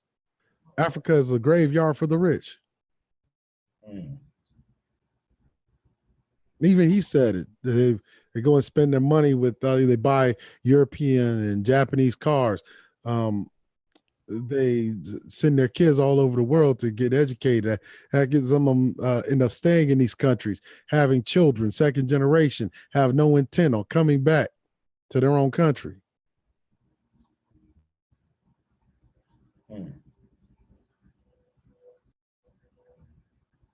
So they're wealthy, robs the country. That's the reason why Africa. That's the reason why African nations, despite having a majority population, retain the minority control. And the reason why is because the wealthiest Africans take the majority of their fucking money that the country makes outside of Africa, outside of their country. The kind of money that could be used to develop infrastructure that they wholly own, similar to the way Gaddafi did, right? Gaddafi built this country, Libya, out of debt back in the mid 80s, completely debt free. As a matter of fact, what he did was he closed off any further loaning or borrowing from places like the International Monetary Fund. And he took the country's reserves, and from that country's reserves, he built the infrastructure himself, diverted the water to inland Libya, right? Built power plants, built water plants, built these huge freaking cities. Or these huge prefectures with people that were he literally brought up the quality of life for his whole fucking country. There was no more living in shanty hand built buildings or tents.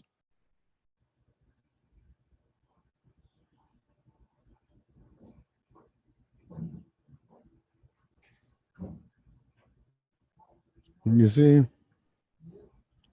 And you know who sold them out? It was the African Union.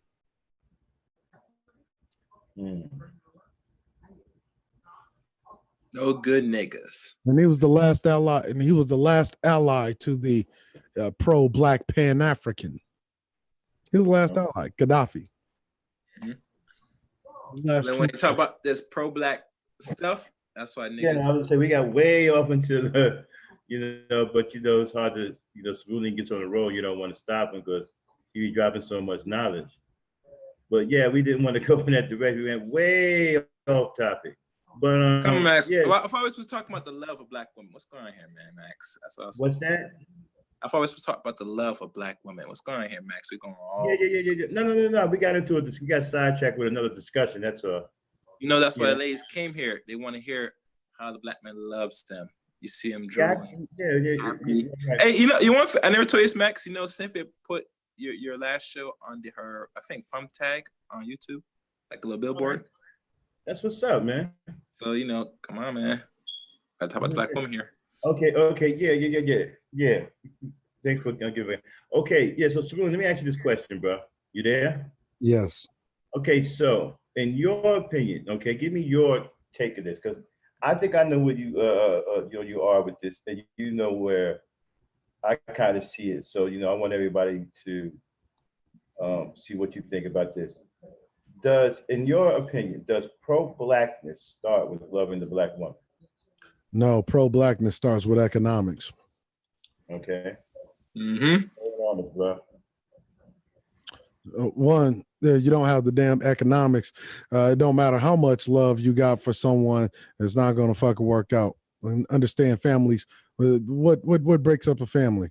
What are the two top things that cause a breakup of a family? Finance and infidelity. Nope. Finance is one of them. Infidelity is not the second one. And A lack of finance being the very first one, right? Mm-hmm. And taxation. Mm-hmm. Taxation actually contributes more, because the reason why you have a lack of money is because tax is the single greatest robber of generational wealth. Generational wealth, right? But Cyril, you know what a lot of people say? But General, we have to pay taxes. If we're not, they're gonna come get us. Yeah, but Saruni, but listen, if you got, okay, yeah, you can look at economics as well too, right? Yeah. But does that really, economics, I don't know if economics have a lot to do with being pro-black. I think pro-black is more of a... It has everything to do with being pro-black. One, it's about where you're spending your money, who you're supporting, where you're putting it at. See, you got to understand, pro-blackness is one part. It's like a holy trinity. Yeah, one part ideas, one part work, and one part finance. That is what the holy trinity of pro-blackness is. Okay. Now, whenever it comes to pro-blackness, you can't say is pro-blackness hinged on you being with a black woman, when black women themselves are a part of the pro-black cycle, right? Because one, they have the majority of the black community's income. That's the purse strings. So in other words, if I'm telling you that pro-blackness begins at economics and your black woman has the purse strings, what am I telling you? Then you're telling me it begins at the black woman, but she has the purse strings. If you're saying that, if it begins at economics, and she has the purse strings, so then it must begin with her. No, it begins with you. See, well, you see, yeah, but just think about that is this, right? I look at it, what was that? No, pro-blackness begins with you. It always begins. It has always begin with the man, right? See, we're talking about biology. But this begins with the man, right? History. But doesn't that man have to make a conscious decision, right? Doesn't he have to manifest that belief into fruition? And how is he going to manifest that belief into fruition with no economics? By displaying, well, yeah, you're gonna need economics, right? But you can have economics without the woman.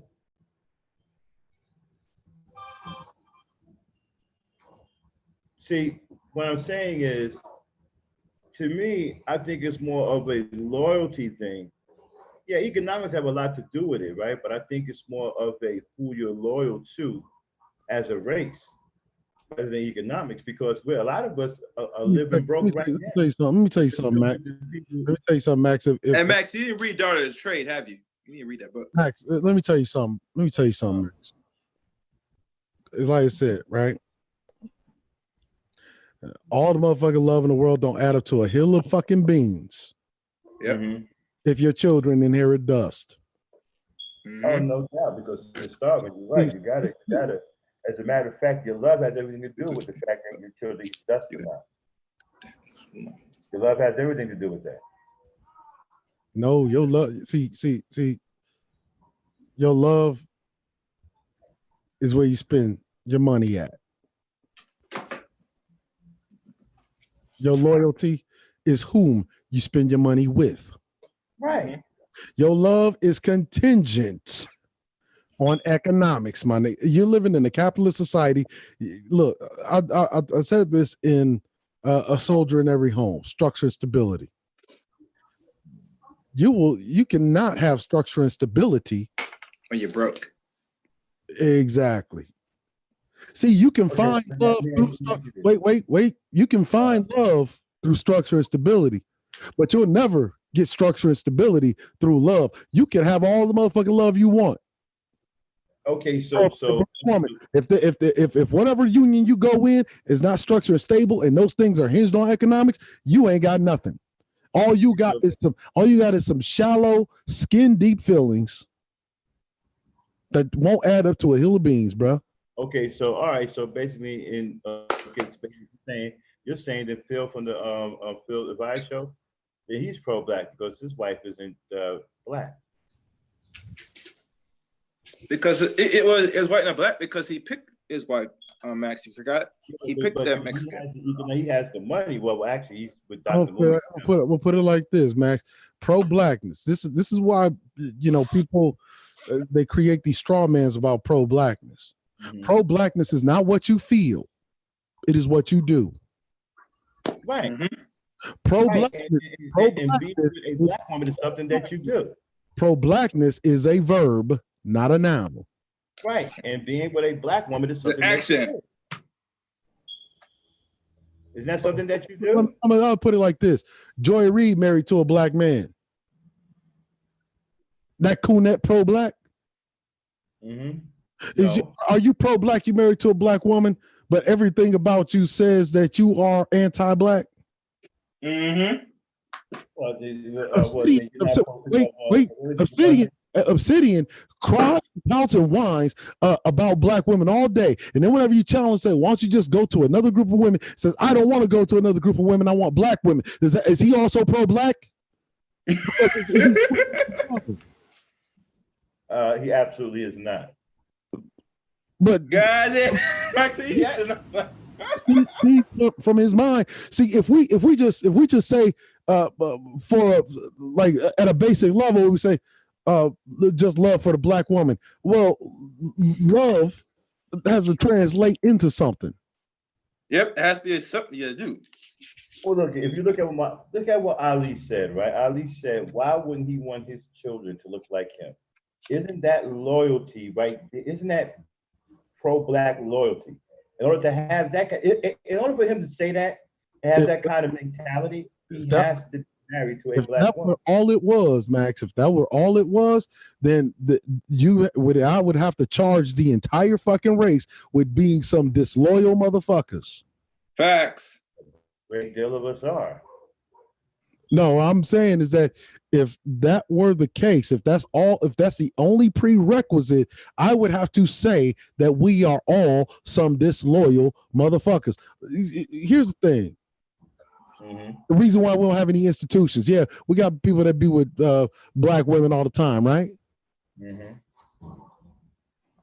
And then now you look at this. You look at this mess that has been made with these black women talking about how these men ain't shit. And at least 2/3 of them are chaff, according to my estimation, and that's being generous. These are women that dealt with black men. These are men that dealt with black women. I would have to say that black men, for the most part, 2/3, are some very racially disloyal motherfuckers. And I would also have to say the same thing for sisters. You see? If that was the only prerequisite. You can have love for the human being's body. You can have love, in some kind of extra spiritual, intrinsic type of shit, right? Metaphysically. But your love, if your love is not translating into something real, you're living in a material world. You're living in a system of capitalism. This is why we fight so hard to get this Negro, this derelict Negro male, to serve his community. Because he doesn't understand that the life of man is a life of service. Mm-hmm. He doesn't think it's his responsibility, and it is. He asks questions like, why should I have to do that? Well, if you have to ask, then I mean, to ask the question is the answer, right? Mm-hmm. Because you don't want to do it. It's because you're a lazy fuck. Yep. You're a derelict. You're derelict. You're a pussy. Pro-blackness is a verb, not a noun. See, what happens is that we begin to devalue what blackness is when we just let it be contingent on simply something as laying down with one another, because pro-blackness is more than that. And if it's not translating into action in the form of provisions, institutions, village type economics in which we can raise a better generation than what Right, we I don't. Yeah, but I still then we'd have to say that we are some very disloyal motherfuckers. Okay, but listen, I still don't understand this stuff, right? You can have the economics, right? Yes, you need the economics, but you need the woman too. In order for you to be authentically pro-black, you need the woman to accomplish that. But if that's the case, then we'd have to say Barack Obama is a goddamn pro-black, and he is not. Nah, he's not. Nah, see, that a black woman, he's a black kid. Wait, his legacy came through the legs of a black woman now. Yeah, but you're devaluing the being pro-black, and then you're changing the definition of it. I never said anything about Coons. Coons married black women too. I'm talking about. But Max, it defeats the purpose what you're trying to say, brother. Hold on, man, before you interrupt me, man. Okay, listen to what I'm saying first. I'm saying in order to be authentically pro-black, right, then that has to start with the love of the black woman. Because if you don't love the black woman and you marry another woman, then you're not being loyal to your race. That's what pro-black is really all about, is being loyal to your race. Then what I'm saying is that the coon has to also be thrown in there with the pro-black. No, we can't put the coon in there because we know that the coon has an anti-black agenda. There is niggas that love the black woman and the black man all day and still have an anti-black agenda. Oh, well, then they're anti-black. Then we're going to identify them as anti. See, I'm not saying that you can't. This is the cold thing about it, Max. This is the cold thing about it. This is why we get to ask these questions. That's why we have to have a cohesive political idea about pro-blackness. And all of the historical scholars agree. They all begin at economics. Dr. Amos Wilson, Dr. Claude Anderson, Neely Fuller Jr. Follow what you're saying, right? Then basically you're condoning swirling, and you're saying that swirlers are pro-black. No, that's what you're saying. Because then a white boy that sleeps with a black woman can be pro-black by what you're saying. If I say what now? I'm saying by what you're saying, a swirler can be a pro-black by what you're saying, because a white man, all he has to do is have love for the black woman. I mean, okay, so let me clarify myself. Derek Owens is pro-black, I guess. I see what you're saying, and you're right. Let me clarify myself. I'm talking about as a black man being pro-black, not a white man or Asian man or any other kind of man. I'm just only talking about a black man being pro-black. In order for him to be pro-black, it has to start with the love of the black woman, because you can't be loyal to your race, right? If you don't have the black woman in your life, if she's not there to help you establish your family and pass down your legacy, right, to your black children, then you're not pro-black. You can't pass down your legacy, right? You can't pass on, So in other words, any Negro, right, that has love for the black woman at least long enough to lay down horizontal with her, have a child, even if he abandons that child, he's still pro-black because no, not saying that. Not saying that. I'm talking about dudes who are on point. Okay, I'm talking about cats who understand what it is and they want to remain loyal to their race. Okay, being pro-black, and they take pro-black being seriously because that's the way they live their life. I'm not talking about coons, deadbeat dads, bums, and all these dudes who got stood up at the prom and they mad about it for 30 years. I ain't talking about that. Those are not pro-black people. Hey, Frankie, how you doing? Like to man of tomorrow, isn't pro-black.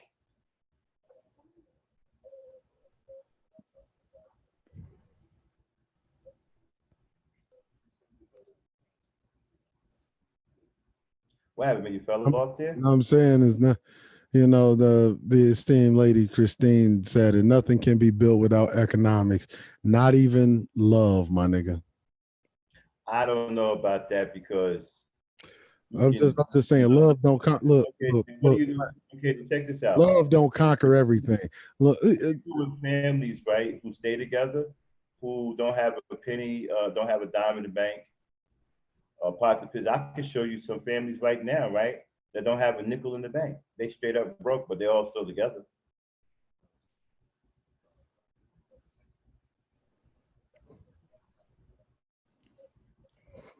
I know people who live off of water and don't have a dime to their name, but they're together. What do you say about those people? What do you say about those people who stay together who don't have anything? I'll just say that There are people out there, well, wait a minute. There are people out there who live on the street, don't actually really have a place to go, right? But they have each other. They stay together. What do yes, you think is doing that? yeah, they not pro-black. No, we're talking about, like you said, you can't have. As a black man, right? As a black man, you're on the street with your woman. You're not pro-black.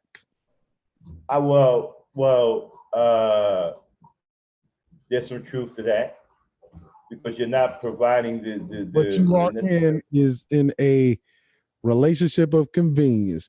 You fucked up and she's fucked up. And because you both have low self-esteem and because the male has no fucking drive, they remain on the goddamn street. That's not pro-black. That is just a lack of ambition and a low self-esteem, and makes them think or makes her think that that's acceptable from a man, and that makes him think that that should be acceptable. And just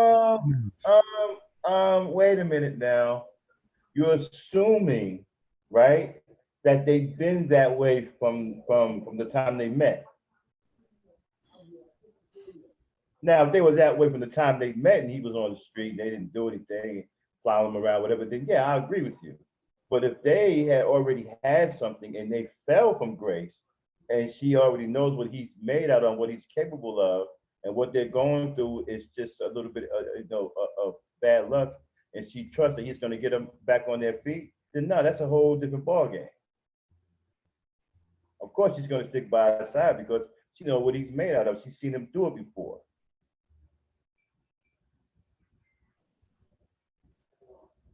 But if you're saying that if you're saying that he was derelict from day one, then yeah, that's a different ball game. Hey, Wanda, how you doing? Okay, my strong people are starting to show up. but I'm telling you, Bax, Huh?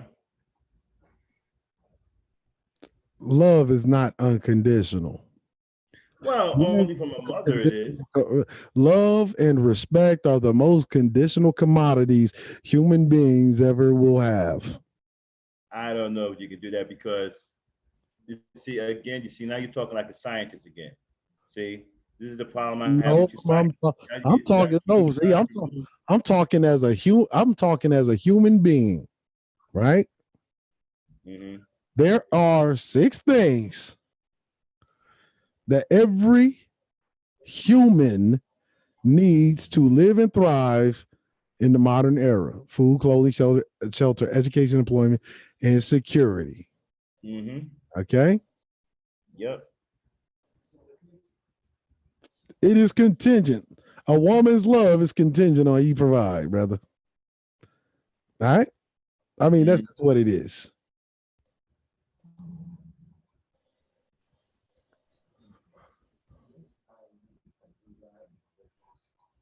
You're getting no argument for me there.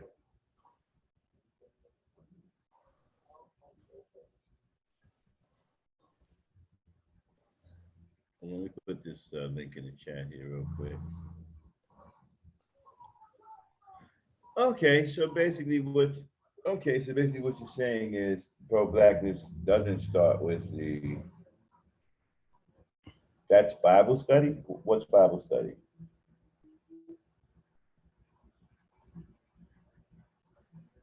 So did you cut out there? Did you go out or I'm can you hear me? I'm still here. Yeah, okay, so basically what you're saying is, right, without if you don't have the money, if you don't have the economic structure, right, then you can't be in love with another woman. Simply because you can't provide for it, that's what stops you from being in love with her? Again, so you see pro-blackness is a verb, not a noun. It's in what you do, not in what you say, not in what you feel. Not in Yeah. love if you ain't providing shit. I mean, oh wow. See, there's a whole lot of problems with that, man. A whole lot of problems, especially in this day and age.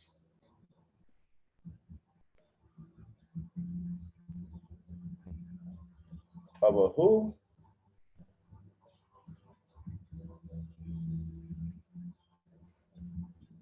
So Dame Frankie said, what is the condition of a man's love? She's asking you that question, Cerulean. Frankie, you want to come on up? The link is in the chat.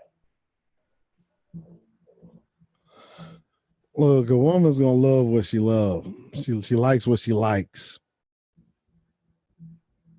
A man's love is not this. Nature demands that. That's not me saying that. That's nature saying that, right? Food, clothing, shelter, education, employment, security. Lower animals, all they worry about is what? Food and security. Yeah, but animals worry about balancing the checkbook, checking their account every morning. They don't have to worry about the stock exchange or what's being printed in the Wall Street Journal. They don't have to worry about none of that. Punching in, punching the clock. They're just doing something that they've been born to naturally do, to hunt and survive. That's pretty much their whole existence. I'm not even sure animals are happy. I mean, they appear to look happy, I guess, sometimes, but you can never really tell.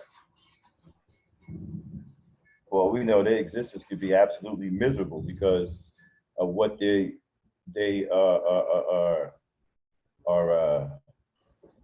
what they have to do every day to survive.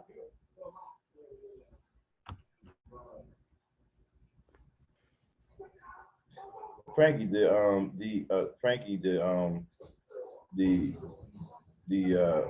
name of the see, the thing is, Max, is I think it sends the wrong message to say love should be unconditional. It's the wrong message.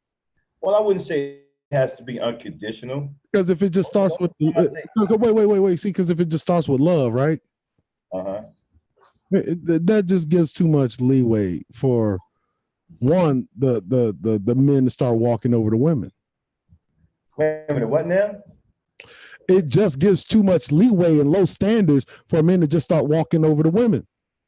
I don't know if it gives a low. What do you mean by a low standard? Are you saying, okay, so what you're saying is this idea of unconditional love. Does pro-blackness start with loving? Pro-blackness is not a noun, but a verb. No, I never said unconditional.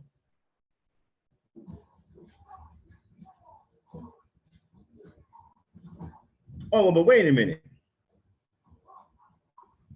Maybe it is unconditional in a way, because you can't be pro-black without without the black woman, unless she passed away. She was your woman at one point. She passed away or something like that.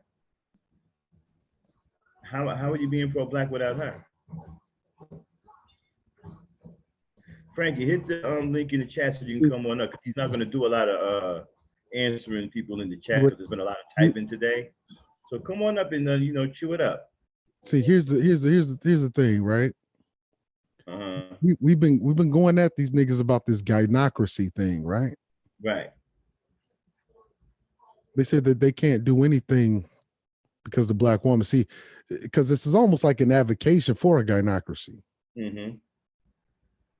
Is that what we're saying? That what we do as men, as black men, should be wholly contingent. You know what?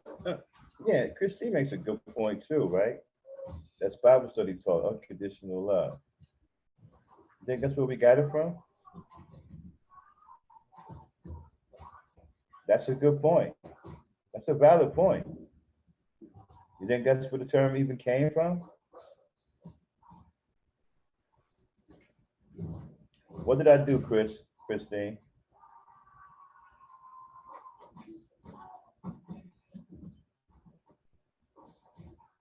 You mean when I said being pro-black starts with the love of the black woman?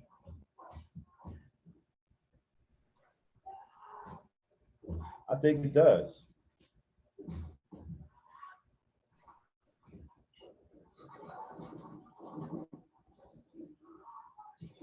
I don't know, maybe it's the way I look at pro-blackness, you know? Probably the way my mind is shaped around being pro-blackness. It's a lot different than what you guys think pro-blackness is today.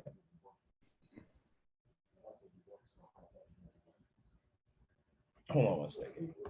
Let me check what's the name and see if you know. Now, so when you said it was an application, you said? Okay, it might not be there right now. Say again. Christine, I didn't know what you mean. You said Max, you did. Yes. What did I do, Christine? Tell me what I did, because I can't figure out what you're saying. Yeah. So, nah. I'm not saying that if the guy is pro-black, that he should come back up, Frankie. I was just about to click you in. You fell off.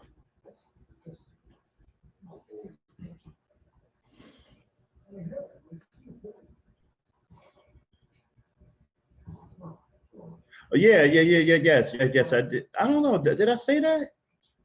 I don't know if I said unconditional, but you may be right that it may be, it could be looked at like that because, I guess when you Yeah, not even in the not even in pre classical or even primitive societies was just love conditional, right? Hold on, babe. And welcome to the show, Dame Frankie. How you doing, Frankie?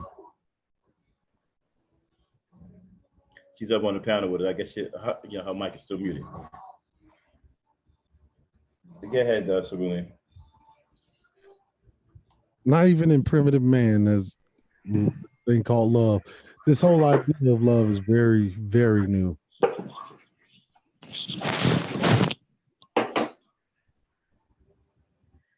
There's always condition. See, you make pro-blackness just that simple, right? If you make pro-blackness just that simple, You know what? I think here. Okay, who's got the noise? Somebody's got some background noise.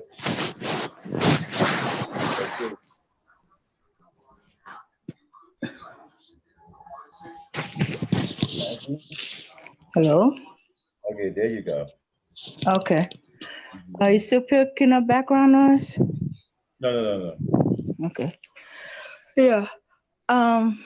Okay, I came in late and I came in Cerulean was talking about that everything, well, not everything, let's see who's going on, things having conditions, and one of them was love. And the women's love is to be provided for, provision. And I was like, well, okay, I've always heard what the women's condition is, but I always been curious, what is the men's condition? If love is conditional and women's love is provision, conditional on provision, then what is men's love conditional?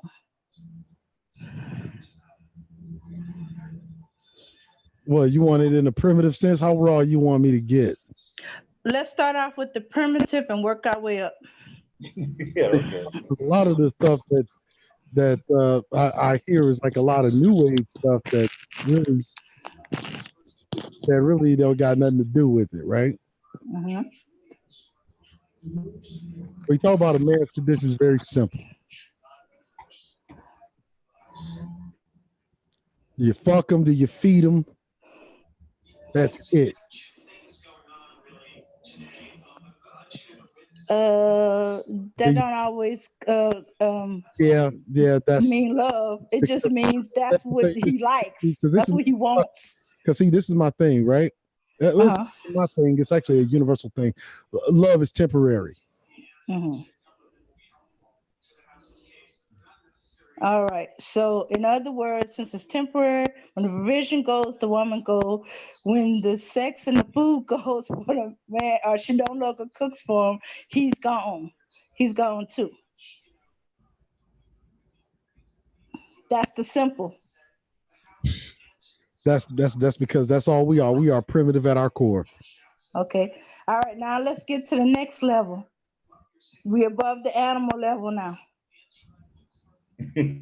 Actually, we're not. That's the thing. We like to think that we are, but we really aren't. Okay. We like to think that we are something more, and that comes in with the new age kind of neo-Lamarckian the neo-Lamarckian stuff. What separates us, the humans, from the animals, because we have the ability to reason and all of this, right? Okay. Okay. Well, if you think if we scrape away the fantasies and fairy tales that have been in our head about love, we would understand a little better how to treat each other. Because I know everybody keeps going, but I can't help it. Scripturally, the Bible said the man is to love the woman like he loves himself. So for himself is sex and food. Is he projecting sex and food on the woman because that's the way he wants to be loved? He just wants sex and food, so he tries to provide the woman sex and food. Yes. And I forgot what it was exactly. Bible said about how she was to love her man, or I think she was just to respect and obey him, or something like that. As long as he's following the word of God. Things like, let's see, now you're getting into 19th century Protestant Christian cult of domesticity. We're talking about respect and honor and be pure and chaste and all that other nonsense. Yeah, until she marries him, then she's no longer pure and chaste. Well, see, that's the fallacy of the Bible, right? We're all born in sin and shaped in iniquity, so that means that we're inherently pure when we're inherently impure when we're born. Mm-hmm. You see, I think what's happening. See, Max, you had a good point when you said a long time ago that we have a lot of useless information in our heads. Christianity being one of them. A lot of black folk, no matter how anti-Christian or against their Bible that they say they are, it always comes out in conversations like this. Yeah, I've seen atheists bring it up. So it's ingrained into us, or as you like to say, we've been indoctrinated with it. But okay, I just thought back to Max topic. Okay, to be black first, to be pro-black, must marry a black woman. So that comes back to loving yourself. So a man, when he marries any woman that is not black, he is essentially saying that he does not love himself. So that's how it becomes so easy for him to go outside. And Max, who did I say pro-blackness begins with? Because with economics, you said. I said who? I said, it begins economics is what? I said who? Man. Right. It begins with the man. See, the man has to already have a high opinion of himself. Mm-hmm. Right. You see? And we know quite a few of them do not. He doesn't have a high opinion of himself. He's not going to have a high opinion of his women. And so therefore, but pro-blackness always has to begin with the man. Mm-hmm, mm-hmm. The man is the initiator. Uh-huh. Okay. Okay, so in There's plenty of men that are until fairly recently, black women have always been black men. If they have any say in the matter or the choice in the matter, it's always been black men. Now that's slowly changing, um, because we got female swirlers now. It used to be very rare, very rare. Now it's the let me see, the generation under me. I've seen it only fairly recently with the 25 and maybe 30 and under. Because the first one I seen, I was in my mid 20s, and the next one I seen, I was in my early 40s. Big gap. One was married, one was just living with the boy, and and the younger, I had a chance to have a conversation with the younger generation, and she said black men were not looking toward her. They didn't see her. They didn't think she was attractive. Only one that approached her or said that she was beautiful or found her beautiful were white. So she went white, and now that's her inclination. Now, does she hate So herself? because the other black men weren't seeing her as beautiful, they weren't interested in her. They never stepped to her. The one that did is the one she went with. So it still go back. The swirling black women now are because they're not being stepped to. okay. Low opinion of a man, right? A man Hmm. low opinion of himself, Hmm. right? Yep. Man has low opinion of himself. They're gonna all say is we all putting it all back on the men, but I don't know why they can't accept that everything is men's first. Everything is men's first. It's always been men's first. Whether you go biblically, primitive, whatever, it's always been men first. And I don't know if it's because there's more and more non-traditional, but I've seen traditional where they went that way too. So um,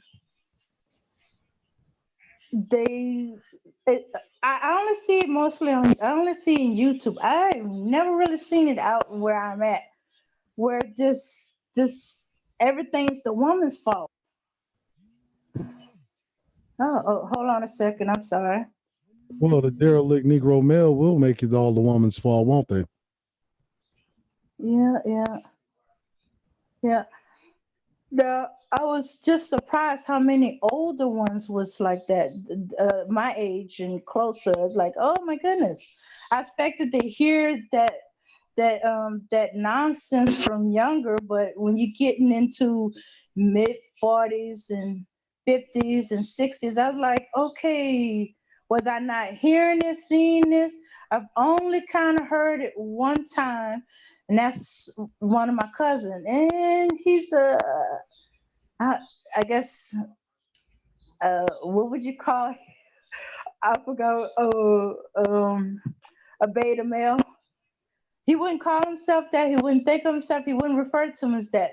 But that argument I heard against women, especially baby mamas, child support, I've kind of recently heard it with him. It's like there's a lot of stuff that after I came to YouTube, I started seeing with him, and he's in his 40s.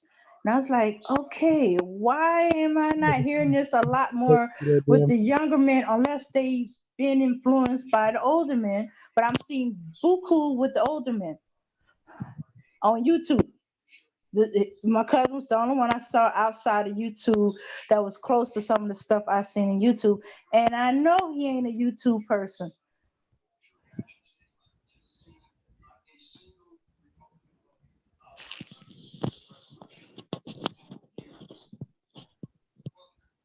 Okay, did I just take over the conversation again? No, keep going. Okay, so there's got to be a trigger point, and if we can find where this started diversion, or it has men always felt this way, but they kept it quiet, and now YouTube has become the barber shops and the beauty shop, and what used to be separate, women had their little say so in the barber shops or their houses or wherever, and men's had their little say so in the barber shops and wherever they would congregate at. And now YouTube, they in house. So now we getting the arguments, and they hearing both sides, and it sounds like the women are blaming the men, and the men are blaming the women. And some of the things they saying, we saying against men, I've always heard it as a Pacific, like my man is no good, or my man ain't crap, or when they talk about the independent woman, it ain't independent women. It's a front. Your friend get dumped, and you tell her she don't need that particular man. She could do all right without him to help build her confidence, so she can move forward instead of staying and concentrating all her anger on him to get her past that. And now it's being turned to be, we're saying that we don't need men. I never heard that except in the context of, you broke my heart. What I'm going to do without him? You're trying to shore her up and get her to move beyond that point. Otherwise, she fixates on him and start giving him all kind of hell, and the children get all caught up in the middle. And somehow it became, we're saying we don't need men. Oh no, we're not saying that. But if we have to, we do, but we don't want to. But we're not going. Some of us are not going to accept anybody, especially if you've been hurt and stuff like that. But the only thing I can see one saying that is they used to living by themselves for so long. It takes a while for them to undo what they already always had done. Like when I was living with someone, I had to get used to him taking out the trash and him telling me, no, I got it. And then I'm waiting and waiting and waiting. I'm used to it just going out immediately. And then I want to go back in there and just get the trash out of the way and be like, hey, I said I got it. Okay, I wish you hurry up and get it because it's driving me crazy. So I had to learn to just accept it. Yes, you will get the trash out. It doesn't have to go out just that moment, But when you used to just getting it done and just do it because you always had to do it, it takes a while to unsync from that. And I'm hearing all these little, like they twist what's became conditional or what's been used as a front, as a shield to kind of help you move forward, as a way to throw it back at us, to use as an excuse that we're saying this and that. Frankie. Yeah. I Okay. bet I'm gonna pause. Yeah, I'm not sure. You said a lot of things, but I think I pulled this off topic. yeah, but are you asking a question or you just ranting or what are you doing? I started off with a question. I'm doing both. I Okay. think what it is, I say we need to find where the veering off at, because if we got 40, 50, and 60-year-olds saying this more so than the younger generation, something happened to veer off, and it can't be this nonsense about women being feminists, because I don't remember being a Pacific feminist. You said you don't remember being a feminist? Yeah, okay. I've always heard equal pay for equal work, but that don't mean I was invested in all the feminist whatever their memorandum talking points are. I don't believe in abortion. I don't I do believe in birth control, but hey, that's because you're not ready to have kids, so you shouldn't have kids. But hey, when sex is good, sex is good. So yeah, so and I never really heard all the feminist stuff. All I ever concentrate on when I think feminist is them ladies protesting equal pay for equal work. But everybody wants equal work for equal pay, so I didn't think of it as just specifically feminist. I just figured that was common sense. I Okay, I guess I wasn't very political. So, and I wonder, there's a lot of women who not that political. They not a feminist in in whatever the definition of a feminine is. It's just simple stuff. And I don't know if they make any connection to feminism.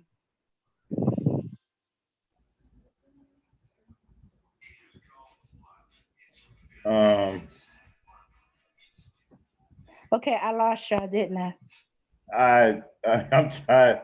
Uh, That's why I was trying not to go up there, because when I'm writing, I'm forced to focus. When I'm talking, I can, as you can see, jump all over the place. yeah. Okay. I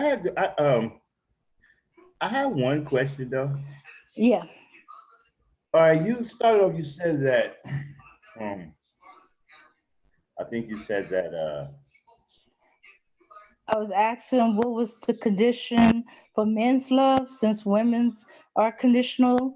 Since love is conditional, and we already know what was stated what women's condition is, but never heard of what men's condition is. And he said is basically at the very basic, sex and food. Yeah. Yeah. Pretty much. He's right. Hmm. Yeah. We're very simple. We're not complicated like people try to make us out to be. We're very. Yeah, Yeah. yeah.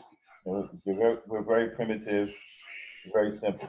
Okay, but if since everybody seems to know women's condition is provision, why does depending on the provision, she's everything from a hoe to a gold digger, slut, what's the other one, strag, everything else, but that's but provision is supposed to be normal uh You conditions for women, you right. know. But the Yeah. problem that you're having is that you actually believe that these men speak for real men. See, real men don't have those kind of thoughts. We don't have those problems. We don't think that a woman is a whore or a stag or whatever, simply because she's doing what comes natural to her is surviving. Hmm. Of course, she needs resources, especially if she has children.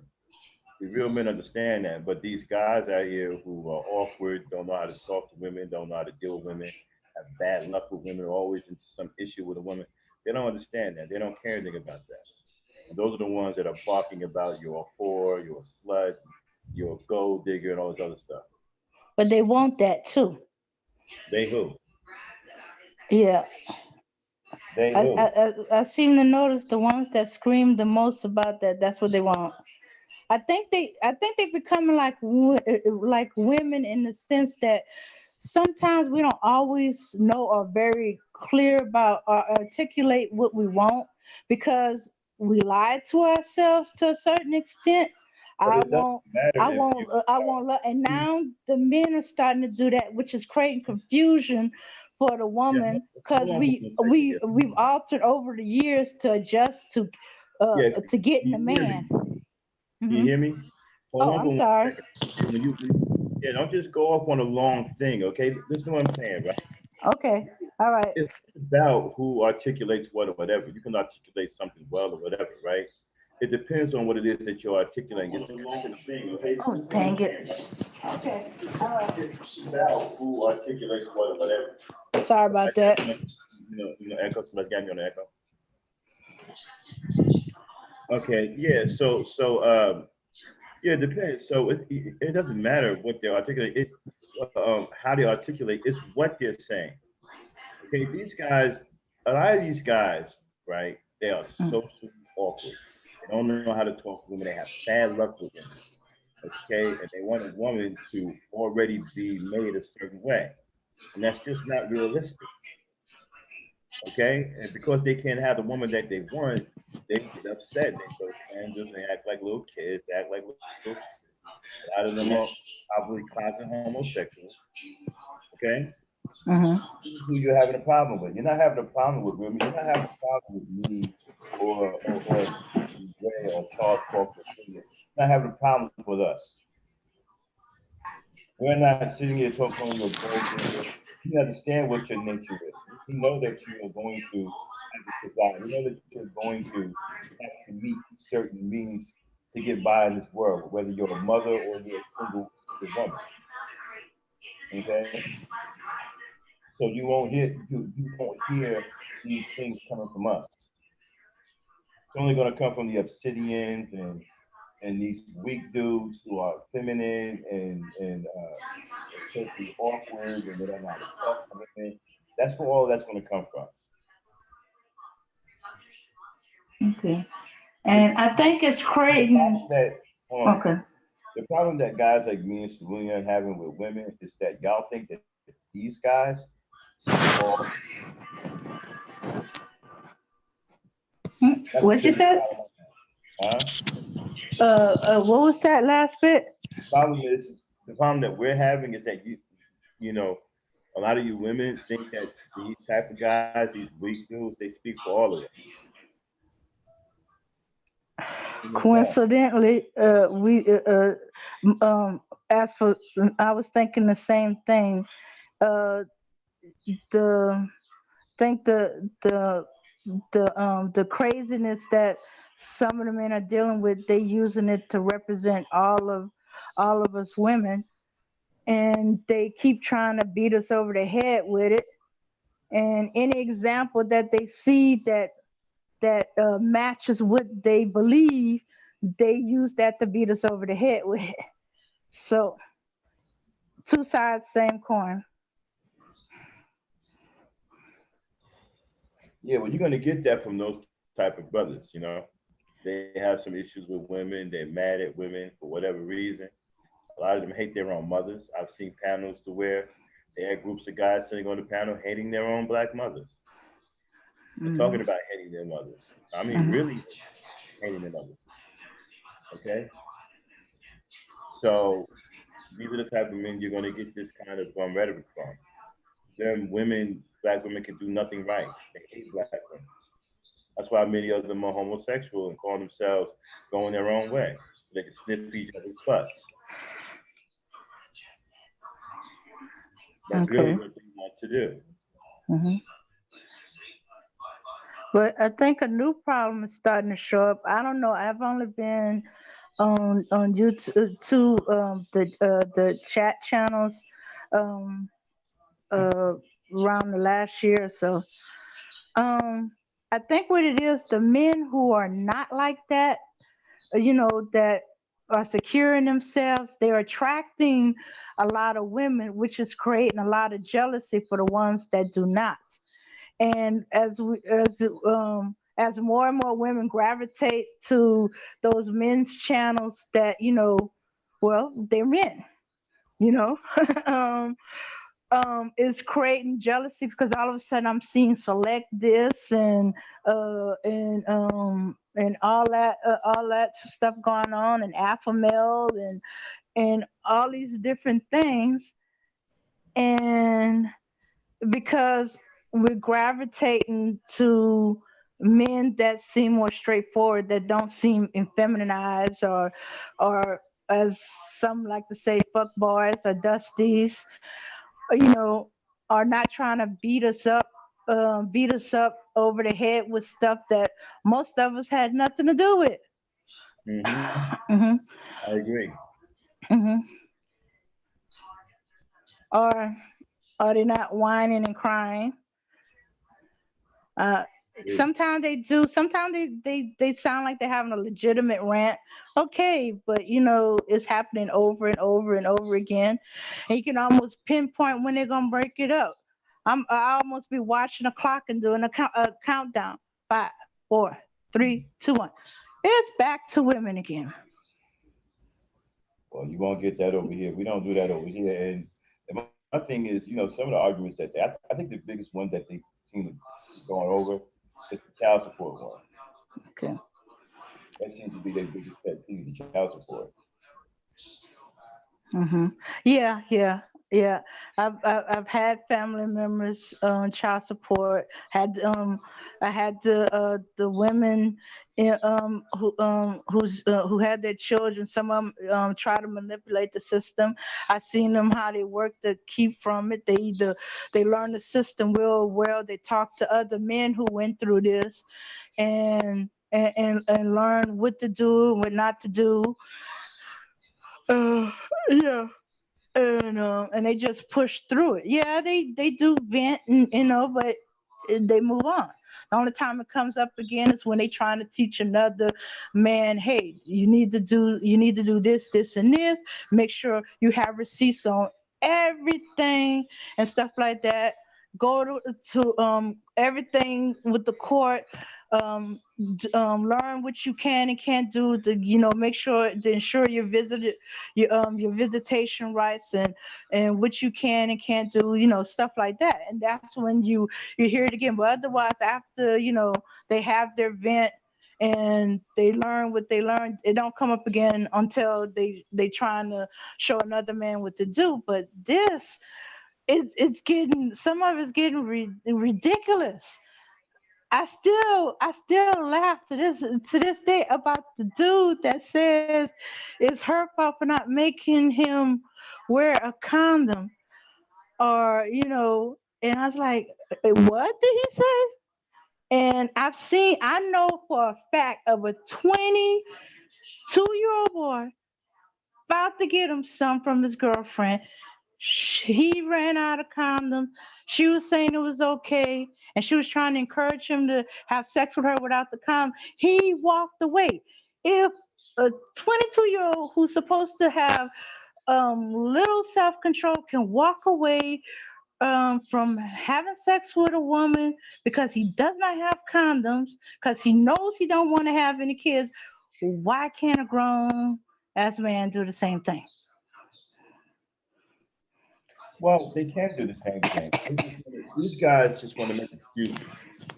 Okay, that's why my esteemed brother Cerulean always said that they're derelict in their masculinity. If you're going out with a woman, you already know. Trust me, a man knows if he's going to get sex from a woman or not. And even if you don't know, and there's a possibility, you always carry condoms. You don't leave condoms behind. No. Okay, these guys are irresponsible and they're derelict. Brilliant. Indeed. Exactly. Yeah, I see why you have topics like you feel sorry for the. No, you're fine. But just to answer, did you get cut off there, Frankie? I think she may have got cut off there. Hold on. Yes, you did. See if her. Okay, I don't know why it says more next to her name. Never seen that before.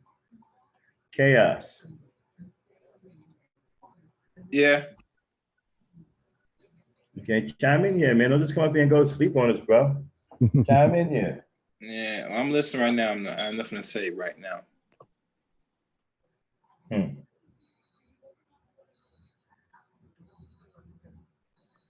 Yeah, so the verbal assassin, did you want the link? You don't know how to use the link, just click on it. Just click on the link. Hold on, let me put the link again here in the chat. Just click on the link, it's going to take you to Zoom.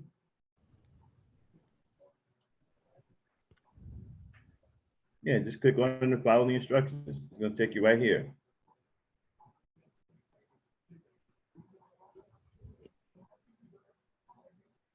Okay, she fell off. I have to take a look at the chat.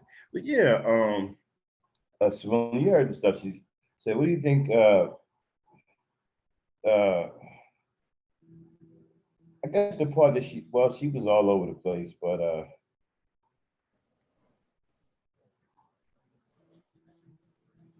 the part that I latched on to was she was talking about the calling them gold diggers and stuff because they are consuming resources. Mhm. You know, and I told her the kind of people. Hold on, okay, who is this? Okay, there she goes. She's back. Let me get her back in. And what's the name? The verbal assassin. Just click on the link and then follow the instructions. Yeah, Frankie, you back?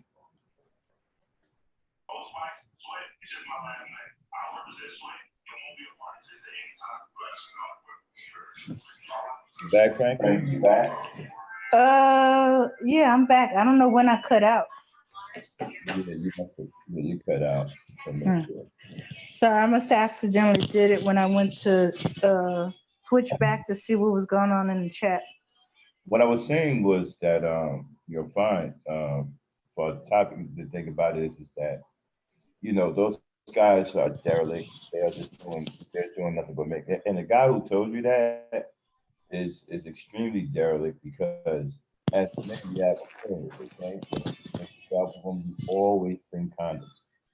I don't know any man that doesn't. Okay. And for him to say something like that, he probably was just saying that to troll or to keep some stirring going.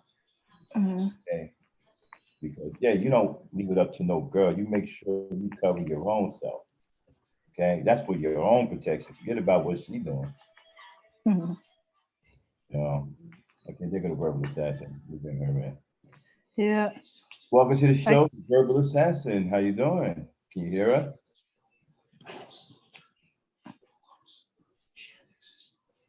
I guess her mic is muted right now.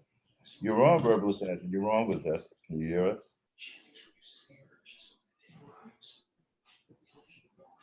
Okay, I guess she'll chime in once you figure it out. Hold on, let me make sure her mic is up.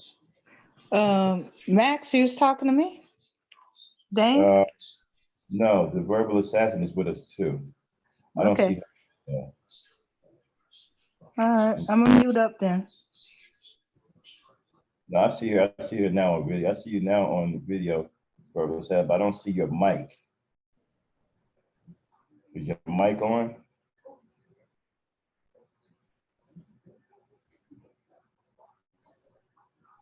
The video's on, but the mic's not on.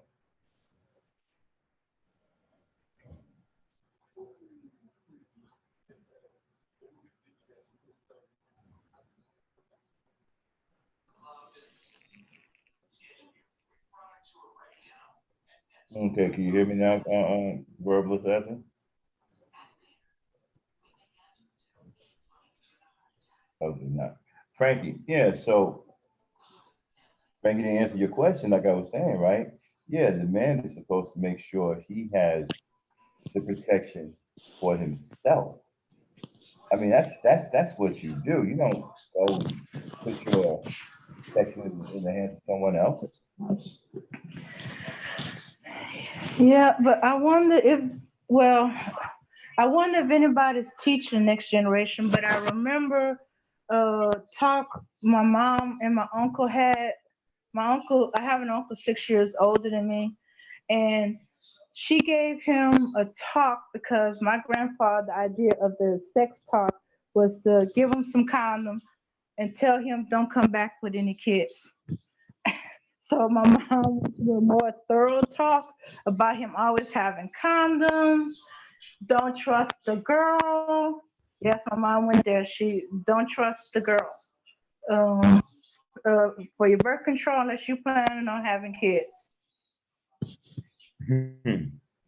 Yeah, okay, but when he first, but he was doing fine while he was in high school, while he was in college. Always had condoms. She made sure he had a supply, knew where to get the free one, and brought him some if necessary. But when he went and he started living with a girl, all that went out the window because the girl was on birth control. But he didn't pay attention to when she went to her gynecologist. That would be that if I had a child, that would be my next step to my son. look, just because you're living with her, she's on birth control, does not mean you stop wearing condoms. Right. And pay attention when she goes to the gynecologist. In this girl's case, she had to stop using her birth control. And she didn't tell him that. He didn't ask. He didn't care anything about it. He just went on the assumption. Okay, And thank you. We're getting way off topic. all right. Way All right. off. Okay. Tell me what the topic is again so I can get back on point. Right. It's the pro-blackness start with loving the crack. Does Okay. pro-blackness start with loving the black woman? Yeah. Okay. Tell me what you got on that.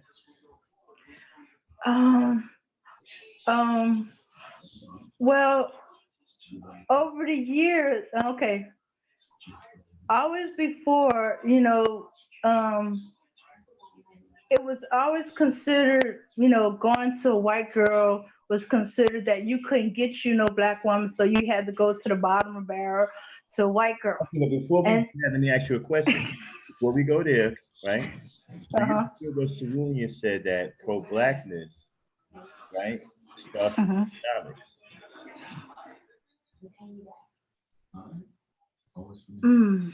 See, he doesn't agree that it starts with love of the black woman. He believes it starts with economics. You can't be pro-black without economics. You agree with that? Okay, what does he mean by economics? He means a certain level of pay, savings, money, paycheck. Yeah. What?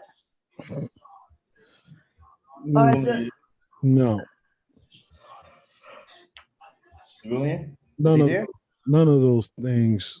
Can you hear me? Yeah, I can hear you. This thing on? None of those things equate to pro-blackness. When I say economics, where are you spending your money? Who do you spend it with? Oh, okay. Because how are you to build anything without money? Community cost money. Communities require you to have your economics organized. You see, that even extends to relationships. See, if we just say, okay, pro-blackness starts with the love of black woman, then that leaves a huge gaping hole for anyone to be pro-black. Gary Owens, for instance, could be pro-black. He has a black woman. Oh, Gary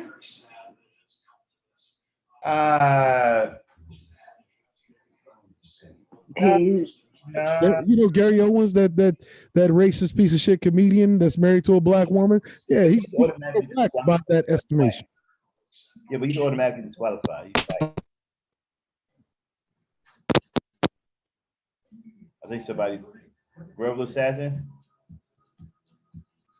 Okay, did Cerulean go out or did my earphones go out? Wait a minute, let me see. I think her mic is okay.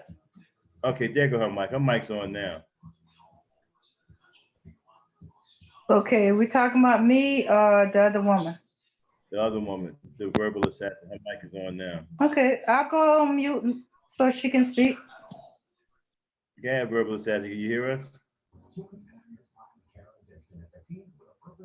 I think she might be new to trying to work the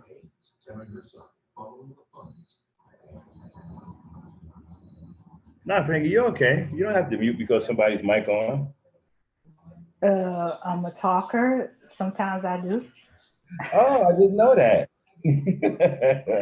Okay. I didn't know that. But no, it's okay. I just got one question for Cerulean. Uh-huh. Where did he learn that economics is the first or one of the main things you need to have in order to be pro-black?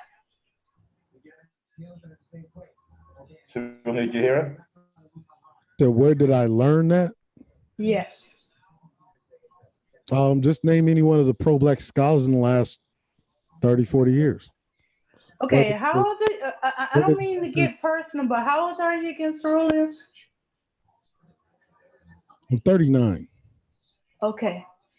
So so over the last, well, let's say, uh, I'm gonna be generous and say you started at 17. So the last 22 years, you learned all this all at once, or over the period of time.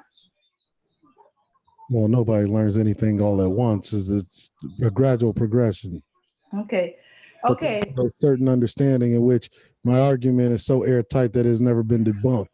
Not by Okay. So you any. never learned this from your father, grandfather, uncles, Oh yeah, brother. my grandfather Oh, your grandfather and my father. and your father. And how many of your friends know this without you telling them? Well, some need more encouragement than others But because Cerulean, Yeah. isn't it ironic when we talk about money, because we live in capitalist world, did they know most of our major scholars die broke? Wait a minute. Hold on a second, guy. I don't mean to stop everything. Verbal assassin, can you hear us?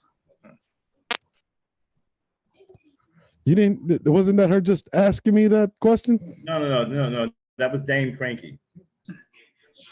Verbal assassin. I don't know if she's having a problem with her mic. She put her hand up.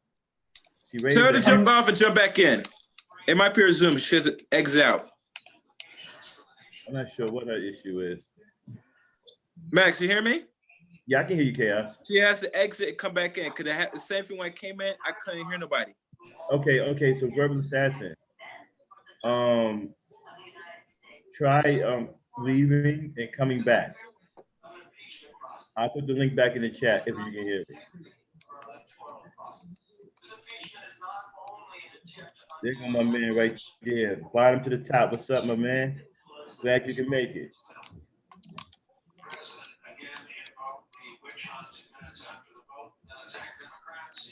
Bottom to the top. Come on up, man. The link is in the chat.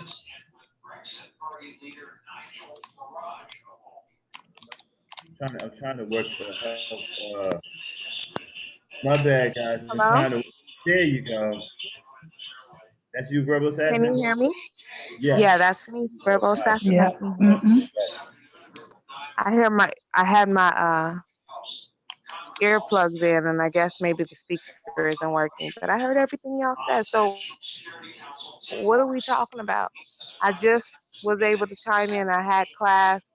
Statistics is horrible, but I'm here. What's going on, Maximum? Hey, Cerulean? Rude. the topic is does pro-blackness start with loving the black woman? Julian says it doesn't. I hear a lot of feedback I think that's Frankie. Frankie, can you mute your background? because I can't really hear you. I hear a lot of feedback. What's going on? This is my first time on a panel, and I'm like, what's going on? Why am I doing this? Probably because it wasn't that many people in the chat. I'm a little shy, but That's I okay. got some fire though. So what's up? What's up? What's going on? Glad you can come up. Now the topic How- is this, right? It's does pro-blackness start with loving the black woman? Now my esteemed brother Cerulean says no, it starts with economics. And that's Is what he him. serious? I love Yeah. you, Cerulean. I agree with almost everything you say, but it doesn't start with loving. No, you're It boying pretty doesn't bad. You're boying. start with like, what is You're bottom to the top. what Be is family now.